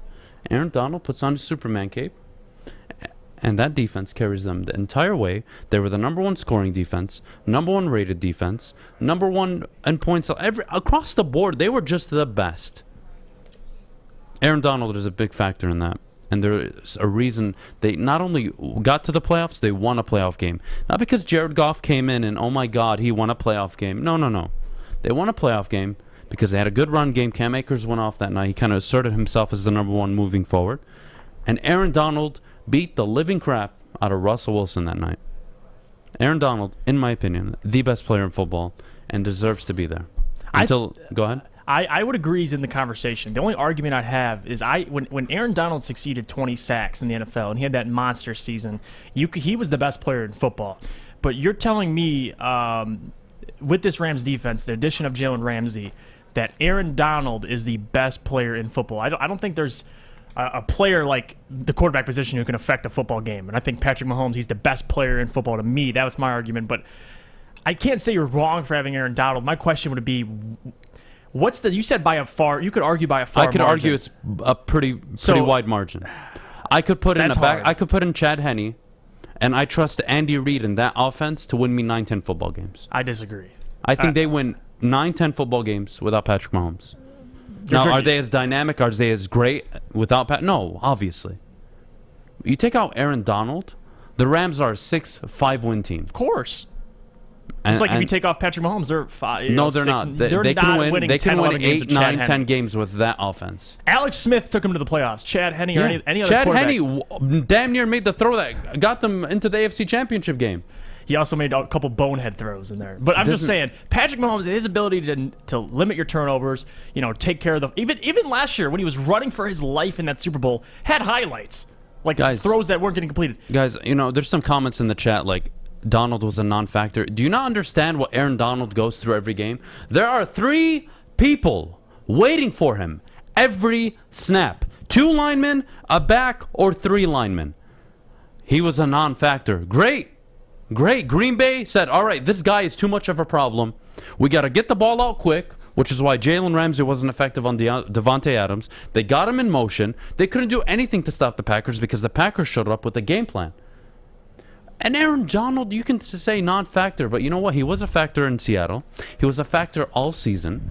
And, guys, 13.5 sacks for an interior lineman. It's crazy. An interior lineman that basically can do, I'm going to reference what Wasim said in the chat. He can basically do what Reggie White did on the edge and what Warren Sapp did on the interior. What kind of player? That is broken. That's what you do in Madden. You make a 6'2", 270-pound ripped interior defensive lineman, and you just like get 30 sacks a season with the guy when you're playing because he's just too good. You make him 99 and everything. That's Aaron Donald. Again, given Patrick Mahomes' situation, I could make an argument that you take out both players from their teams, the Rams would suffer much, much more. Much, much more. I just can't see that, Jeff. And I understand the argument because he's the face of that defense. I get that argument, but with Patrick Mahomes, you don't think the entire defense is focused on that dude the entire game, Patrick Mahomes? You don't think the secondary linebackers, they're concerned about this dude scoring on them every single time, considering he barely throws interceptions, he can make plays with his feet. But Aaron Donald, the only thing I would say is he's shown. And not just, we're not talking about just this past season against the Packers, but he can be limited if you focus your game plan on Aaron Donald. You can't stop. So can any quarterback. No. Tom Brady. Brady. Patrick Mahomes was limited in the Super Bowl because he got pressure. He was running around. Yes, he had no offensive line. That's how you limit a quarterback. You get pressure on him. Okay. Tom Brady. Go look at the 2 Super Bowls against the Giants. They got pressure on him. Limited him and one of the greatest offenses we've ever seen. You can limit any player if you execute your game plan. I just think it's... When you throw up 3 linemen, there are teams throughout the season that try it, and they still can't stop Aaron Donald. I'm sorry. No. Aaron Donald has got to be the top-rated player. He earned that respect. I am so proud of every single NFL voter last year that voted him Defensive Player of the Year over the media darling T.J. Watt. He did not deserve to be Defensive Player of the Year. It's that simple. He deserved to be number 2. Congratulations. But he's no Aaron Donald. Let me put it like this. He's no Aaron Donald. Let me put it like this because this is even more like if you're a GM and you have the number 1 pick, you're taking Aaron Donald to start your franchise rather than Patrick Mahomes. Oh, wait, whoa. I'm sorry. No. Okay, that's... No, you always take a quarterback. Okay. That's a different conversation that we're having. We're talking the best player in the game right now. Has the most effect on their football team. The quarterback has the most effect on any team. That's the argument I don't understand. But Aaron Donald makes such a huge impact individually. My quarterback is only as good as his surroundings too. Yeah. Again, Patrick Mahomes, he's surrounded by an amazing amount of talent, one of the greatest offensive minds in the game. Aaron Donald is sitting there bench pressing 300-pound linemen like it's candy every single day. Something's got to be said. Kennedy, your thoughts? I'm actually kind of surprised because I didn't make an official list, but when I was thinking about it, I would have made an argument for Kittle and also McCaffrey. So I was kind of surprised that neither of you had either of them on their list. Do you have a specific reason What was the other player, McCaffrey and who? Kittle. Kittle was injured all of last season. It's tough to put him there. I think his PFF ranking was around 60? Yeah. Or not his PFF, the top 100 players they came out with. He was at 60. Mm-hmm. Crazy to me. Well, he was injured last year, and it was about last season. That's true. And you can get on me about Aaron Rodgers and not having him in the top 5. He was the MVP last year. Not in my book. Josh Allen was the MVP. Took that team to 13-3. I'm sorry. Okay, what did Aaron Rodgers do? He threw more touchdowns. Threw the same amount of interceptions. But what changed? They were 13-3 the year prior. They were 13-3 again. They went to the NFC Championship. He choked. They went to another one. He choked. Nothing changed. You can give the regular season award to whoever you want. I'm just telling you who the most valuable players are in the league. In my opinion, the top 5. I gave them to you. I'll recap my list. It was definitely his story too. Like they drafted a quarterback. He comes in. He's ticked off. He's a little he has baby. A monster season. He's a baby. He's sensitive. He's soft. That's why he only has 1 Super Bowl. It's a soft-ass quarterback. Clearly, Adam, you don't have him in He top rode 5. Clay Matthews in that defense and Charles Woodson's coattails to that Super Bowl. But regardless, Travis Kelsey, number 5. We both agree. I have Josh Allen at 4. You have Aaron Rodgers. Number 3, we both agreed the GOAT, Tom Brady. Number 2, we swapped them. We swapped. You had Aaron Donald. I had Patrick Mahomes. And then I had Donald at 1. You had Mahomes at 1. Guys, thank you so much. That was fun, Kennedy. I'm glad you guys kind of agreed so much. Well, good job, you guys. Honestly, we agreed with 2, but you know what?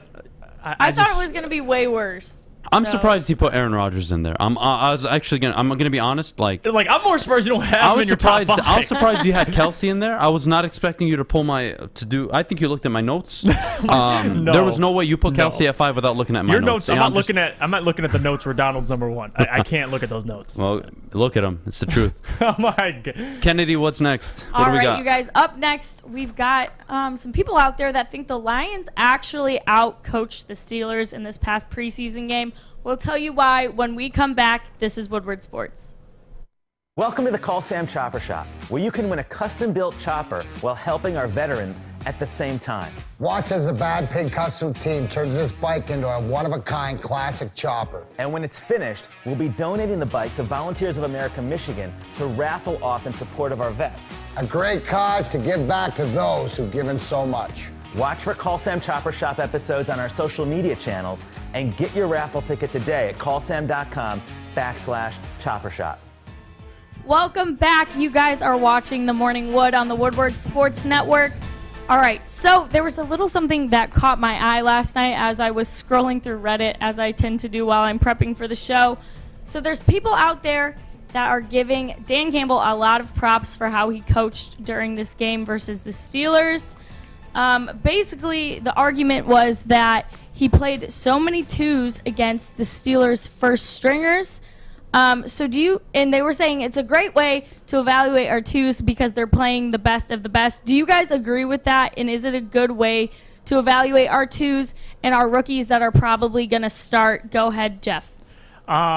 Listen, I think the preseason, we have to take little to nothing from it because if you look at the Lions, this argument gets brought up all the time. 4-0 to 0-16. The Browns, I think, were 4-0 and they're 0-16. I don't know what about having success in the preseason doesn't translate, but I don't read into all the out-coaching the Steelers, and because at the end of the day, Mike Tomlin is Mike Tomlin, and he is one of the greatest coaches in the NFL. So if you're telling me a first-year head coach, Dan Campbell, who's still trying to figure out his team, went in there and out-coached Mike Tomlin, I don't know what Kool-Aid you're sipping. So Kennedy, basically, somebody said, this person on Reddit, whoever they may be, they basically came out and said that Dan Campbell, the Lions outcoached the Steelers because Campbell sent out his 2s and 3s against the ones to see how they would fare. He said, how often will you get the chance to evaluate your depth against a good team's number ones? I love that they left some young guys in, i.e. Sewell, to face the Pitt's number ones because they just needed more work against good opponents. All right, so all right, I'm gonna give me a few minutes, Jeff. I gotta, I really got gotta, the floor. I gotta talk to you guys at home. All right, you know when you're in a relationship, oh God, here we go, and you're just unsure what's next, right?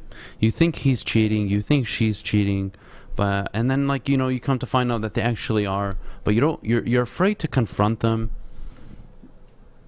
What are we doing? What are we doing? This is delusion beyond life itself. How delusional? How far do you have to reach to sit there and tell me that the Lions outcoached the Steelers because they were down 20-0 at halftime? Because we sent out the 2s and 3s against the 1s. I am a god freaking darn it genius. Really? Really? That's what we're doing. Shame on you. That's like going to the grocery store. Picking up a tomato. You guys ever pick out a tomato and then it's like, oh shit, it's not a good one? Mm-hmm. This is like you pick it up, but you're kind of guilt tripping yourself like, oh, I can't put it now. I put my hands on it. I got to put it in the bag. Even though you know it's wrong. You just try to find the little things. So, oh my goodness. If this doesn't sum up the crap we got to deal with every day, I don't know what else does. Kennedy, can you finish what he said at the end? Yeah, okay. Let me pull it back up. It's like when they have 11 players on the field, we're celebrating. Like, it just, I don't know. Get the guys' experience against the ones, but I don't know why it's any deeper than that. It doesn't make any sense. All right, you guys ready? We have so much good eval on our team that we can move forward into the final 53 and strengthen our depth through cuts by other teams. I will say that the current final 53 predictions need to get pared down to at least 50 to allow for additions, which I think will happen. I get that people. What's his username? Whitey_drummer54. Whitey_drummer50 what? 54. Adam, you got to talk to Drummer. Mr. All right, Drummer. Listen, Whitey. Let me address you right now, Whitey. buddy. The Lions won because they got to evaluate their 2s and 3s get demolished. And wait, here's the best part. Not only were we able to evaluate them. No. It wasn't just that. It's we're going to pick up the scraps from the other teams. When they cut their team down from 80 to 53, we're going to sneak in there. We're going to get their players that they just missed out on. Give me a goddamn break. People like you deserve another 60 years of losing football. Oh. Because people like that deserve another 60 years of this shit. You don't think that's how the other 31 teams think? Like, that's what happens, genius? No. Bill Belichick isn't sitting there up. Oh, my God. I can't wait till the Lions cut some of their players. If this guy is on there, I'm going to cut my starting cornerback from last year. I'm going to bring this guy in. He's going to be a... God, what are you doing? What is the name? Whitey Drummer? What are you doing? What are you doing? What do you do with your life? Like, how'd you watch that game? That debacle of a first half. How do you watch that and take away that? Okay, well, Adam, maybe you'll like his ending statement to his post. I get that people don't like to see the Lions take a beat down, but it's all for long-term gain, folks. It's all good. He's saying we're going to be bad, but it's for the best. So are the New York Jets, and they're 2-0 in the preseason. Like, it doesn't matter. Guys, like, it's chemistry. Can you repeat that again? Just so I'm very clear on what he just said. I know you really like what this guy has to say. White Drummy. Drummer? 54. I get that people don't like to see the Lions take a beat down, but it's all good for long-term gain. He wants to see us lose for gain. Like we just reiterated. All right. Okay. First of all, Dan Campbell didn't send his 2s and 3s out there and like, all right, we're going to get our ass kicked in the first half. But when they take out their starters at halftime, we're going to recover. And are you kidding me? You kidding me? You're looking for the 2s and 3s to play against the 1s. Oh my goodness. Oh my God. I love people. Look, if there's one part of what he said that was right, it was 2 things. First, I really like the adjustments and the attitude change after halftime. I think they came out much more pumped up. I don't care if it was against the 3 or 4s. They showed good mental strength. I appreciate that. Cool. Move on. The second thing I think he's right on is that the long-term gain isn't going to come from just getting your ass kicked. It's going to come from these players actually developing. Your 2s and 3s aren't who you just need to develop. You need to develop the 1s, the Jeff Okudas, the Amon-Ra St. Browns, the Cephas. Like, all these guys got to get better. Penei Sewell. You're not going to be a good football team with this year. I'll agree with him on that. But do I expect the Lions to go out there and get the shit kicked out of them over the next 17 weeks? No. I mean, do they have a great roster? No. But, again, I think they're going to do the little things that'll keep them in games and it'll keep it respectable. I don't think they're going to put up many donuts this year, but it isn't going to be pretty either. So look for the individual players to get better. If you're a Lions fan, that's what you're looking for. Is our roster developing? Is Dan Campbell making the same dipshit coaching mistakes that every coach has made prior? If he is, I don't know what to tell you. But if he isn't, there's a positive to take home. So that's all I have to say. A positive fans should take home. I agree with one thing he said. It's the fact is our 2s and 3s going against their 1s. Yes, there's benefits to that because guys that you might not be able to play this year are getting tremendous experience, but some of our 1s need experience. So If you look at it from that standpoint, it just starts with chemistry. It starts with getting these guys developed. And if Dan can do simple things like this right and keep 11 guys on the field, I think we'll be fine. So it starts in preseason. I don't look into preseason all that much, but it is an evaluation process for individual players. And some individual players in the Lions have not looked good. It's not about necessarily wins and losses, but it's deeper than that. So come regular season, we'll see what we have. So. All right, Kennedy, that's all we got. Sorry. I'm proud of you. You really reined it in and you weren't too mean. You did a good job, Adam. I'm proud. But up next, we've got quite the debate coming up for you guys. So I want to hear your guys' opinion. I want to hear your guys' opinion at home. So make sure you stick around for that. This is Woodward Sports. Opa! Introducing Papa Romano's new Greek pizza, a tasty blend of bold Greek flavors and Mediterranean toppings, including feta cheese and Greek dressing. Get a large Greek pizza for a limited time for $16.99. Order now at paparomanos.com. You don't fumble the ball at work. Hey, Drake Bell, Sean Belizean. See you guys next weekend.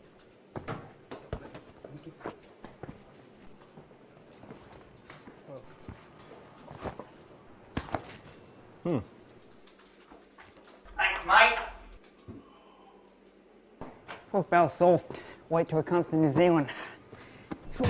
I am sure you all have seen it, but the Lions have been doing these crazy questions during camp where someone's filming them as they're coming onto the field.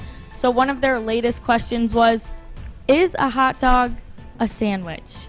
And I'm nervous to hear your guys' answers. I feel like one of you might just be picking it to make the other one mad. So let's find out. Jeff, is a hot dog a sandwich? All right, let me start by saying this. I'm a food connoisseur, all right? I'm Italian. Okay. I'm Italian, so I love food, and my girlfriend knows that. But I'll start by saying this. The U.S. Department of Agriculture describes a sandwich as such: a meat or poultry filling between two slices of bread, bun, or a biscuit. So by that definition, Adam, hot dog is a sandwich. All right? It is a sandwich. All right, you can call it what you want, but it's between two things. It's two buns, all right, a bun together on top of a hot dog, which equals a sandwich. So if you disagree with me, I like to know why. I like to know your argument so I can tell you you're wrong. Okay? So yeah, that is my opinion. And I want to hear people's in the chat's opinion. Oh my God. Are you about to tell me it's not a sandwich? Are you one of these people? Are you about to tell me it's not a sandwich? Are you serious? I'm serious. Look, How look right is in it the a camera. sandwich? Look, I'm looking right in the camera. I'm dead serious. What part of a hot dog is a sandwich? It's a hot dog. The science. It's not a sandwich. It's a hot dog. It's So- not a sandwich. It's a hot dog. What's a hot dog? I have no. Are you just like what? It's not a sandwich. You can't just say it's a hot dog. We're saying technically the What sandwich is the dog? the category. The dog's a wiener. It's called a hot dog. That It includes is. the bun. End of story. It is not a sandwich. What? Technically, No, it's not a technically sandwich. It is a sandwich. Fish. Is a hot dog a sandwich? Help me here. Well, then you're not gonna like my help You because mother- technically he's Technically? right. It is. Yeah, technically No. it is a sandwich. What was it? The Technically, agriculture- it is I'm a on your sandwich. side. What the is it? USDA. The USDA. Hey, USDA. Are you kidding me? It's not a sandwich. It's not a sandwich. Also, you could put a hot dog on a hamburger bun. That's a sandwich. I've done that several times, actually. Of course you have. Yeah, you do that when you run out of bread at home. That's different. You put it on a hot dog. You put a hot dog on a hamburger bun when you run out of bread. That's the logical next step. It is not a sandwich. It is not a sandwich. It is not a sandwich. Hold on. Kennedy, help me. Jeff, I have this question for you. Is a hot dog bun one or two buns? I mean, it technically. Oh It's my God! But no, it's not about. When you look It up a is. sandwich definition, it does say you need two buns. No, it It's does. A closure. What is the of definition of a sandwich? Somebody tell me. Detroit Dabber said sandwich, noun, an item of food consisting of two pieces of bread with meat, cheese, or other filling between technically them, speaking, eaten there is as two a buns. light Repeat it. meal. Repeat it. Repeat There it. is two buns, technically speaking. No, it's not, fish. They're connected. It's one. It is one Yeah, piece of they're bread connected, but there's still with a two hole buns. in the center. There's and a the pocket slit for in the the middle, bun. ding ding. You can clearly a sandwich see is two separate pieces. A sandwich is made up of two separate pieces. Me and A Fish hot will dog- die on this hill. You guys will die by Me the end and of the Fish show. will die This on is this not hill. happening. die It is anyway. not a sandwich. Alex, Art, somebody help me here. No, so here's the thing. Technically, it's 2-2 right now. So we'll break it by saying that a hot dog is Why not are you voting a for sandwich. Art! Because it's on one. It's one piece of bread. Not Thank two. you. It's It one. is one piece of bread with a nice little pocket where you slide in the hot Right, dog. so and is just a put it on. corn dog It a is sandwich? not. You're a corn dog. It You guys is aren't not. understanding. The USDA says I don't give a shit what the USDA said. If you're not The gonna U.S. vote, government I don't said we care were what going to they pull said. out Iraq like 30 years ago. So Adam determines what foods are. No, the USDA does. No, all right? they And this don't. is what they say. This is what they say. No, they don't. A meat or poultry filling between two slices of bread, a bun, or a hot dog biscuit. is on one piece of I bread. love It's not biscuits. two It's a bun. slices. No, it's not. Hot dog no, it's bun. not. It's a What's nice, it called It's a then? nice piece of bread. No, It's a nice piece of bread you're twisting with a it. nice You're pocket, twisting it. and you put in the hot dog, and you move on with your life. You put the mustard, pickles. I don't give a shit what you put it on. Fish, It is definitely not a sandwich. When Fish goes to the grocery store, what do you buy? Hot dog buns or a bread split in the That's middle? not What's a the sandwich. package says? That's not a sandwich. How about you do this? Go find me the bun where it starts off as that loaf of bread. I want you to cut it down the middle, and then I want two separate sides of the bun, and then I'll call it a sandwich. But listen- But until then, I am not entertaining this You argument. do Jeff, realize there's still have two you- Shut up, buns. bitch. Jeff, There's have still you two ever buns. Shut up. run out of hot dog buns and used a piece of bread as a bun? Then it's a sandwich. No, listen. How many pieces of bread did you use to wrap your hot dog I in when used you two. ran out of buns? You used Bull one. crap! You I did used not. You used one You and you used cupped one it like piece a of bread. taco. No, you used two. You did not put a hot dog between two All right, pieces listen, of I'm bread. done talking to Art because he turned his back on me, all right? I thought Art was jumping in on that. But listen. I still stand by what I say. Two slices of bread or a bun, by definition. I believe a hot dog bun There is are a different singular definitions bun. for a bun. a hamburger bun is cut in half. It is two pieces, which equates it to a sandwich. A hot dog bun is one piece of bread that has a nice little pocket. Well, kind of. Are you kidding me? What are we doing here? You know what though? You know what could? Oh, I just like I did something in my own brain here. You go to Subway, you go to Jimmy Fresh. John's, and they don't cut the bread all the way in two. Is a sub and a sandwich the same thing? I rest my case. Not me helping Jeff. I'm so sorry, Adam, Adam. It just like hit me. I was like, hang on. When I go to Subway, it's not cut in two complete slices. All right, so you've turned your back on this company. I didn't mean to. No, All listen, right. Adam, let me ask you. Okay, no. So Adam goes to the store. He No. says, "Honey, I don't know honey," anything he goes, anymore. "Honey, we need to pick up some bread sliced in the middle." He doesn't say, "Let's You pick could up some still hot say dog hot dog buns. buns." You call them buns. They're not sandwiches. They're. Did you not just? I swear don't to care God, what the definition. You think I was care what the government says? The government said we were going to They pull make out the of Iraq rules. 25 years ago. We didn't. They make the rules. They make the rules, my ass. All right. We're moving on. All right, you know what? Kennedy, I can't deal with this. I'm I've sorry. been lied to my whole life. Cereal's a soup. You don't throw I it in feel there too. crazy about what?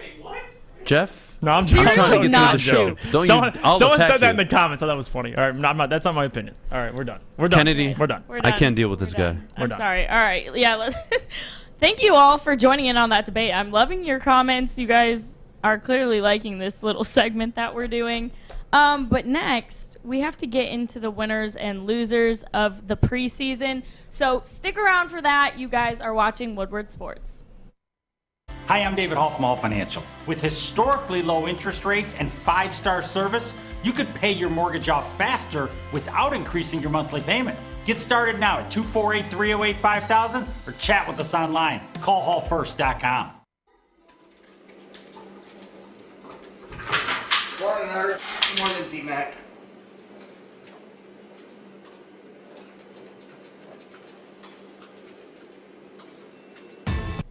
Welcome back, you guys. You're watching the Woodward Sports Network. Adam is still recovering from that last debate we just had. He's still pissed off. Look at him.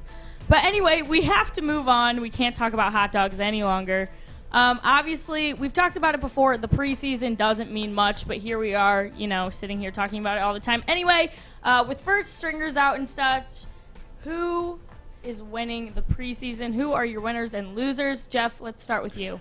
So I actually have 2 winners, and I'll name a loser because I don't really look at the necessarily calling teams losers because it's the preseason. You could win and still be a loser. So I'll start with this. Teams that I've been impressed with, the New York Jets, because Zach Wilson, listen, I was even questionable about him. They take him over Justin Fields, whatever, all these guys. He's the second best quarterback in the draft.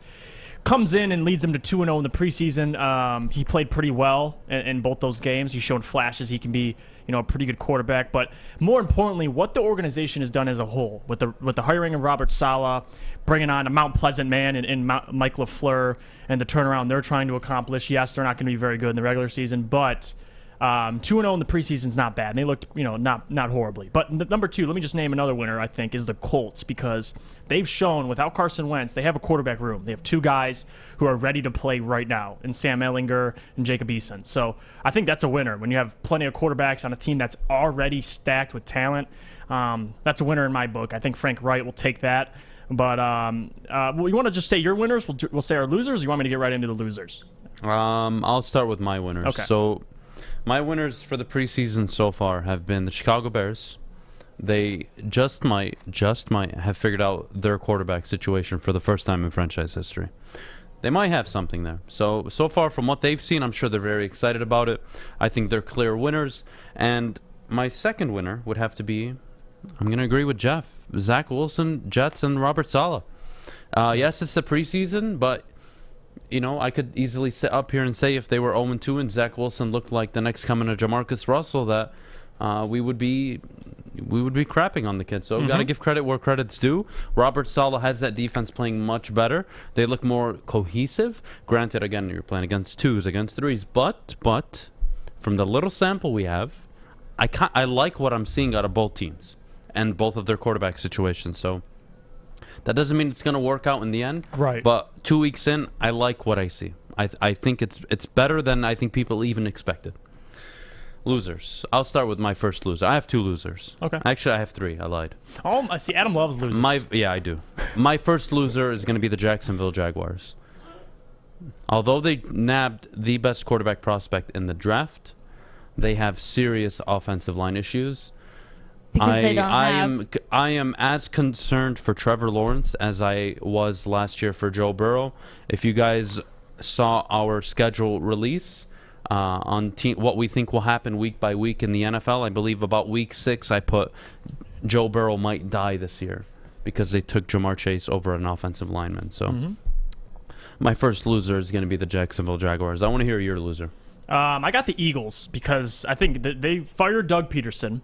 They look to trend upwards, and they hire a guy in Nick Sirianni who, listen, you can watch all his press conferences and laugh all you want. Come into the first game of the preseason, losing 35-0 to the New England Patriots, and showing they don't have much talent. Besides, a couple defensive players. They have Darius Slay, but even Jalen Hurts hasn't looked very good. So I think they're going to have some issues come the regular season because they're still trying to figure out the quarterback position, even though they just committed fully to Jalen Hurts.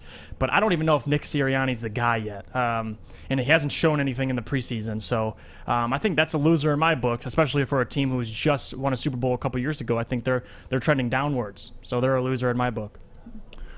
All right, I mean that's fair.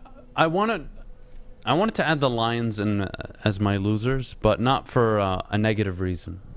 So the Lions to me were losers in the preseason because I don't believe they've gotten enough first team reps in live action.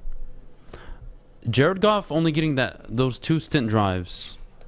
Again, not enough. We talked about it earlier. How important is it to have your team out there? Will it dictate if they're going to be a playoff team or not? No, they're not going to be a playoff team. But I think, when you're a team that's rebuilding, you want to take as many reps as possible, especially in controlled environments. Preseason is a controlled environment. You have nothing to lose. You can always go for it on 4th. You can go for 2 points if you want after you score.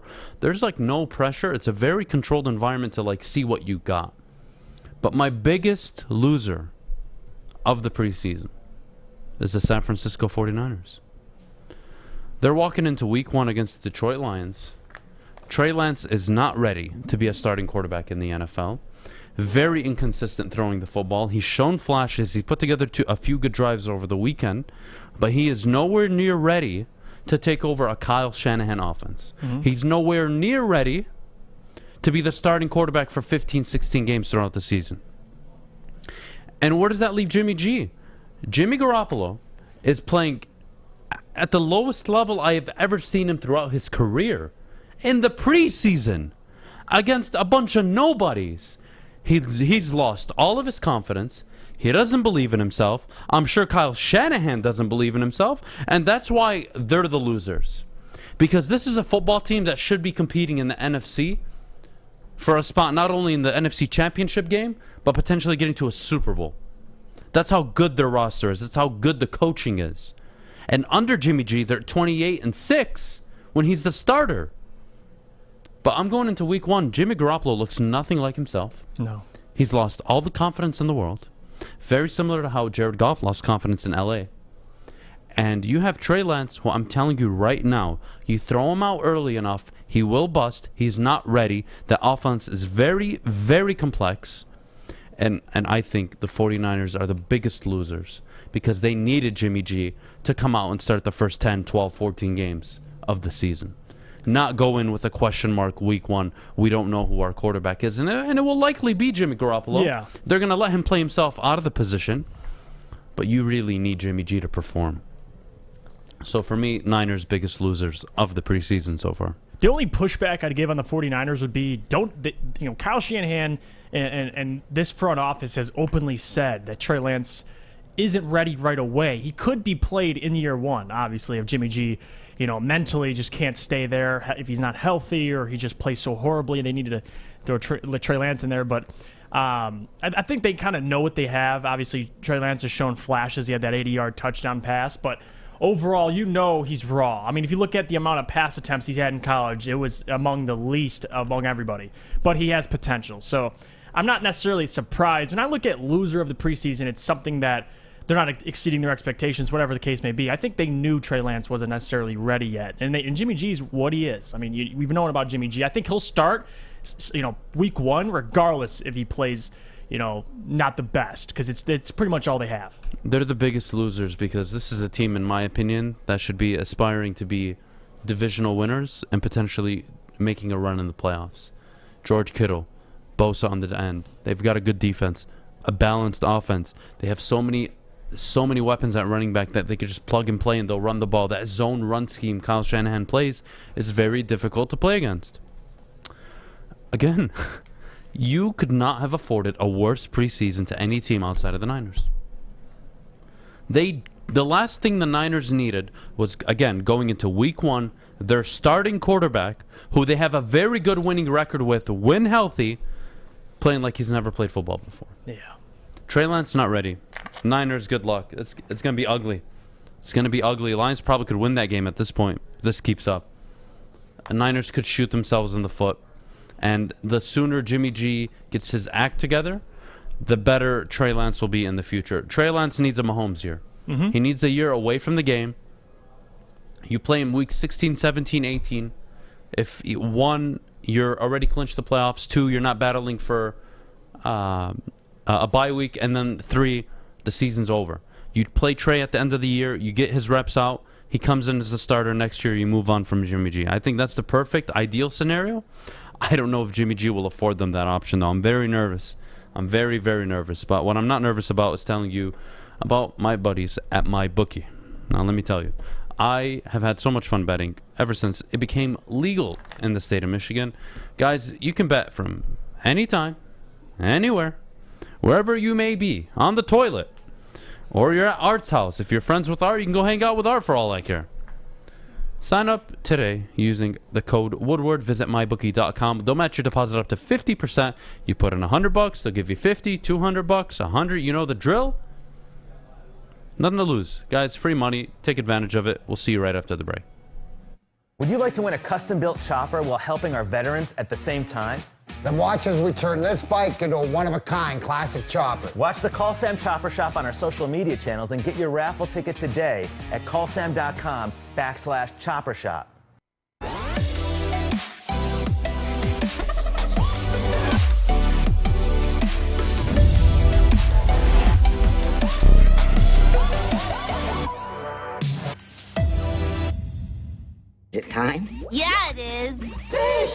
Go fish.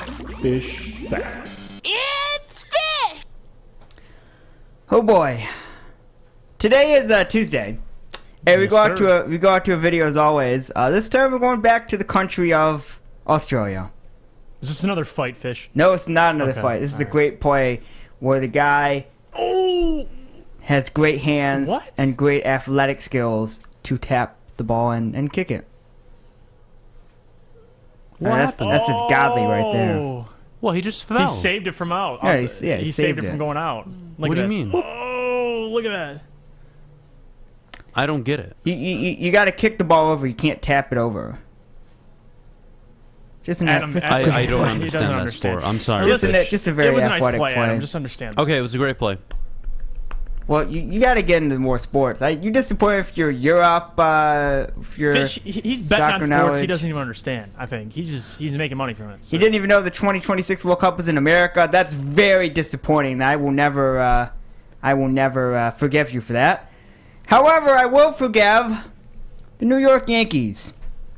They now have their 31st 10-game win streak in the team history, which is the most by an American League franchise. They haven't won 11 games in a row since 1985. Mass has probably had all those games back Matt's in spent 1985. every single one, Fish. You know it. He probably has. The Seattle Mariners are also looking good.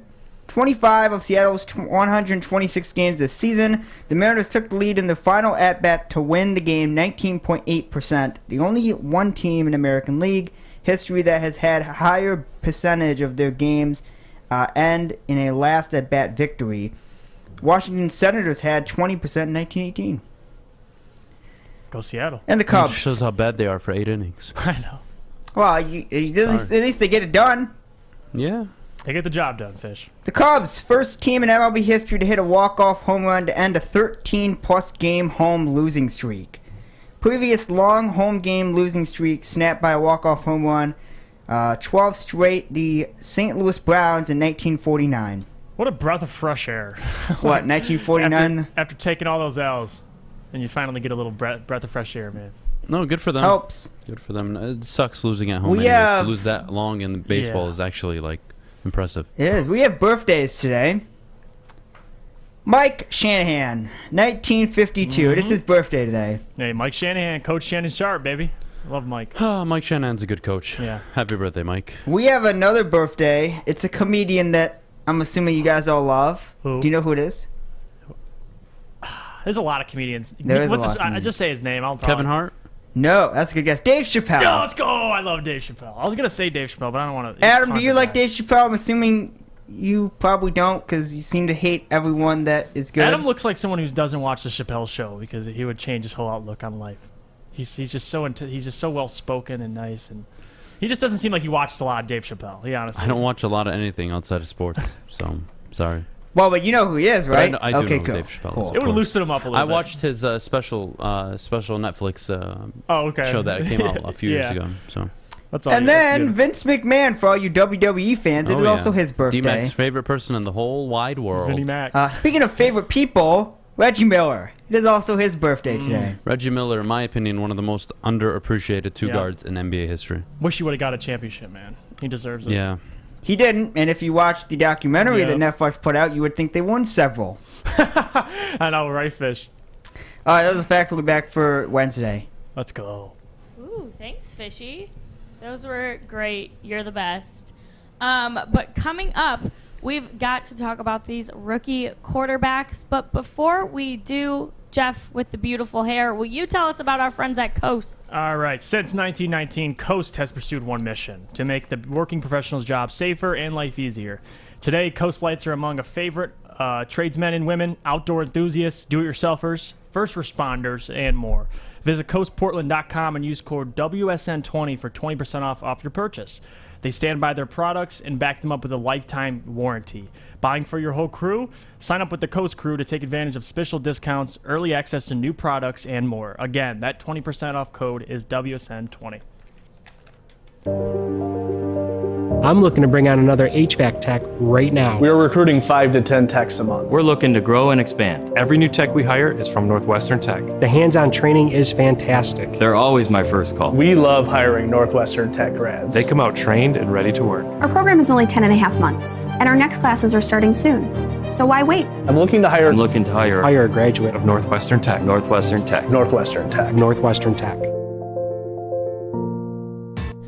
Welcome back, everyone. You are watching The Morning Wood on the Woodward Sports Network. But remember, we've got BDE, a.k.a. Big D Energy, up next with Joik Bell, Darren McCarty, and your boy Neil Rule. So make sure you're tapping into them from 11 to 1. But this rookie QB class, I would say it's one of the better ones we've had in a long time. That being said, which rookie QB are you guys most excited for? Who are you the most confident in? Adam, let's start with you. Okay, well, confident. I'm still confident in Trevor Lawrence, although I am very skeptical of that offensive line. You look at the situations. You start with Mac Jones in New England, Trey Lance in San Francisco. You have Lawrence in Jacksonville. Zach Wilson with a rookie head coach out in New York. Okay, cool. I like it. Chicago finally got Fields. Is that going to be something? But a huge but in all of this, really, is will Trevor Lawrence be able to overcome essentially what Andrew Luck overcame when he came out? Andrew Luck, in spite of everything against him, was able to perform and propel the Colts to somewhat of a relevant football team and win a playoff game. Trevor Lawrence, I'm nervous about his situation. Rookie head coach, Urban Meyer, coach college. I mean, it's been a bad decision after bad decision. It started with the coordinator he hired, then he had to fire him, then he actually brought Tebow on to the roster, which is one of the biggest insults you could do to your roster, is bringing a guy who's not qualified to be there. So I'm still confident in Trevor because of the prospect and the quarterback he is, but I'm also skeptical of his situation. Someone I am completely out of touch. The touch of I can't even be confident in. Hands off right now. For the next year, I'm hands off on Trey Lance. Okay. I don't want to talk about it. I don't want to hear anything about him. He will be good year 2 and 3. I have no problem saying that. Year 1, he goes out there, you're going to ruin his NFL career. And I said it, the Niners were the biggest losers for a reason. You can't send him out there. He is that raw, playing the way he is against 2s and 3s, and expect him to compete in one of the hardest divisions in football, the NFC West. You need to sit Trey Lance for a year. If they play him, I'm going to be very concerned for his career. So that's my confidence. I'm going to stick to Trevor Lawrence.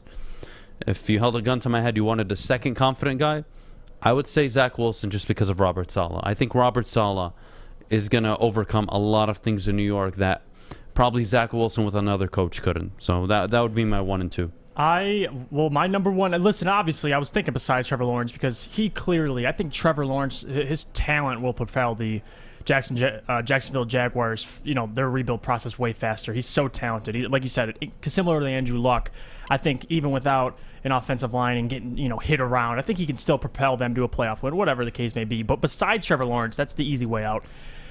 I like Zach Wilson. I like he has a rookie head coach, first year offensive coordinator, Mike LaFleur. If I had to bet my money, I'm going Bill Belichick and Mac Jones because I think Mac Jones has shown the ability to at least process information so quickly. And don't forget, quarterbacks are also a part of what they're a part of, their organizations. I mean, you can look at how great Justin Fields is. He's still a part of the Bears organization. You talk about Zach Wilson. I know Robert Saleh looks great, but it is the New York Jets. You don't know what they're going to accomplish. Trevor Lawrence, same thing. Jacksonville Jaguars. He's great, though. I think he'll propel them and exceed expectations. But I got faith in Mac Jones. I think Cam Newton mentoring him, and I don't see Cam Newton necessarily taking that job 100%. I think Mac could still go in there, and I think he's ready to play. You've seen it in both of his preseason games. He's efficient. He makes reads so quickly, and you could talk to Nick Saban or even Bill Belichick, and they're very high on him. So if I had to pick, yes, he's not going to wow you with his athleticism, but it's not what he's about. His game is moving the ball, standing in the pocket, and making the correct reads. So I think my confidence is at least in Mac Jones to have success with the Patriots organization. Well, if we're going to, situationally, I think you can look at Mac Jones and make that argument. I don't think that's too far out of... That's not much of a stretch to say, but... Again, I think everyone will say Trevor Lawrence, the obvious, oh my God, yeah, prospect, he'll get through. But you know what? You don't know. And even as a quarterback as good as him, they cannot allow him to get pass rushed like that for 18 weeks. No. He won't make it through the season. He'll lose his confidence. And what happens to... How does a quarterback lose confidence, guys? There are 3 ways a quarterback can lose confidence. 1, injuries. If they're not right mentally, they can't play football. Number 2, the coach stops believing in them. That is a huge killer. If your coach doesn't believe in you, who's going to believe in you? And number 3, their play. If you're not playing well, you're not feeling well, and it translates onto the field. So I agree. Those are the 3 concerns I'll have with any quarterback going forward. I do think Justin Fields deserves a mention, though. Of course. As someone we're confident in.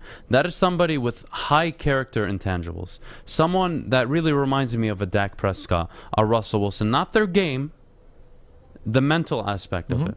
I think that's the kind of leader Chicago drafted. I think they're in a good spot, man. Chicago really outdid themselves. They really changed my mind on the direction they were going in. They sat up here last year. They were 5-0, and Stick and I would just rail on the Bears. They're going to collapse. They're going to collapse. They're horrible. They finished 4-7. 4-7. That's the Bears. Matt Nagy made horrible decisions last year. He was on the hot seat. And Justin Fields, more likely than not, is probably going to save their jobs. So I'm confident in Justin Fields. Again, I don't want to hop off the Trey Lance bandwagon. I think all 5 of these quarterbacks, every year you get good quarterbacks. This is a good class. Yes. All of them will blossom differently or they'll fall out, but I think Trey Lance year 1 is not a good idea. I was just going to say, you're not wrong if you argue all of these guys could be successful. I mean, yes, there's going to be the odd one out, but I mean, very easily you could see Trevor Lawrence, Justin Fields, Zach Wilson, even Trey Lance in a year or 2 all be top quarterbacks eventually. So, like you said, that's why a lot of scouts, this draft class is among the best in terms of quarterback talent. So, I agree with what you said, Adam. There's comments going on in the chat about this class is something special. It could be something yes, we can really say that about most classes. Obviously, there's some, but this was a really interesting draft class. You had a quarterback go 1 through 3, and then you had Fields get traded up for, and then Mac Jones round out, I believe, at 13 or 14 with New England. These are all good quarterbacks. Will they all translate? The odds are probably not, but nobody had selected a quarterback in the first 3 picks prior to this year's draft. So things happen. I think everybody is on the same page, not just here, but at home. These quarterbacks need time. Give them the time they need. They all need to develop in their own way. I think Justin Fields takes over midway into the season. Yep. I think Trey Lance should not play a single snap of football until week 16, 17. I think Zach Wilson is going to shock some people and play much better. I think Elijah Moore is going to come onto the scene. And I don't think Robert Saleh can afford for Zach Wilson to fail, and that really sways my argument for Zach Wilson, is Robert Saleh is not putting his quarterback out there that he picked. He signed off on, rookie head coach. What'd you do? You had 2 first-round picks. You go and got Elijah Vera Tucker, and you went and got Zach Wilson, number 2 overall. You could have traded back, loaded up if you weren't confident in the quarterback situation, kept Darnold, whatever. No. He believes in Zach Wilson. I think out of all the situations, I believe most in Robert Saleh of all the head coaching situations there. I mean, obviously Bill Belichick, but we're going to talk about new beginnings. Jacksonville, new beginning. Chicago, Matt Nagy, his ass is on the line. Kyle Shanahan, he's trying to get back to the Super Bowl. He's not here to grow a quarterback and sit down for a year, understand what I'm trying to do here, and come start for me next year. Just like Mahomes did, just like we saw with Kaepernick when he bursted on late into the season. This happens so often. And then, of course, Zach Wilson. I don't think it's an option for him to fail, because if Zach Wilson fails, Robert Saleh fails. That's just and my listen, thoughts I'll on add it. this. You had Josh Allen in your top 4, and what did Josh Allen look like his rookie year? Not good at all. Right. So Not just good at all. give the guys time, and they'll figure it out. All right, well, Jeff, that was so much fun. I enjoyed our top 5 today. I'm not going to lie. Yes. I was so proud of him. He had Travis Don't sound Kelce. me like that. He had not in that way. I'm joking. Like I'm you know, joking. we do tend to disagree a lot Yeah, on a yeah. lot of things. You know, when we're prepping for shows, it's like, well, here we go again. Like you think this way, I think a different way. But I really appreciate you having Donald at 2 and Kelsey at 5. Although I disagreed with where Donald was, but regardless, you know, my only knock on you was Aaron Rodgers, but you know, we'll let it settle. I think Aaron Rodgers is a lot of things, none of which are a great quarterback, but whatever. You know, what do I know? Kennedy, thank you so much. You were awesome today. Alex, Art, and Fish, thanks for always doing a good job. We appreciate you, buddy. Kennedy, take us away. All right, you guys, this has been The Morning Wood on the Woodward Sports Network. We will see you again tomorrow. Don't forget, we have Big D Energy up next at 11. See you tomorrow. This is Woodward Sports.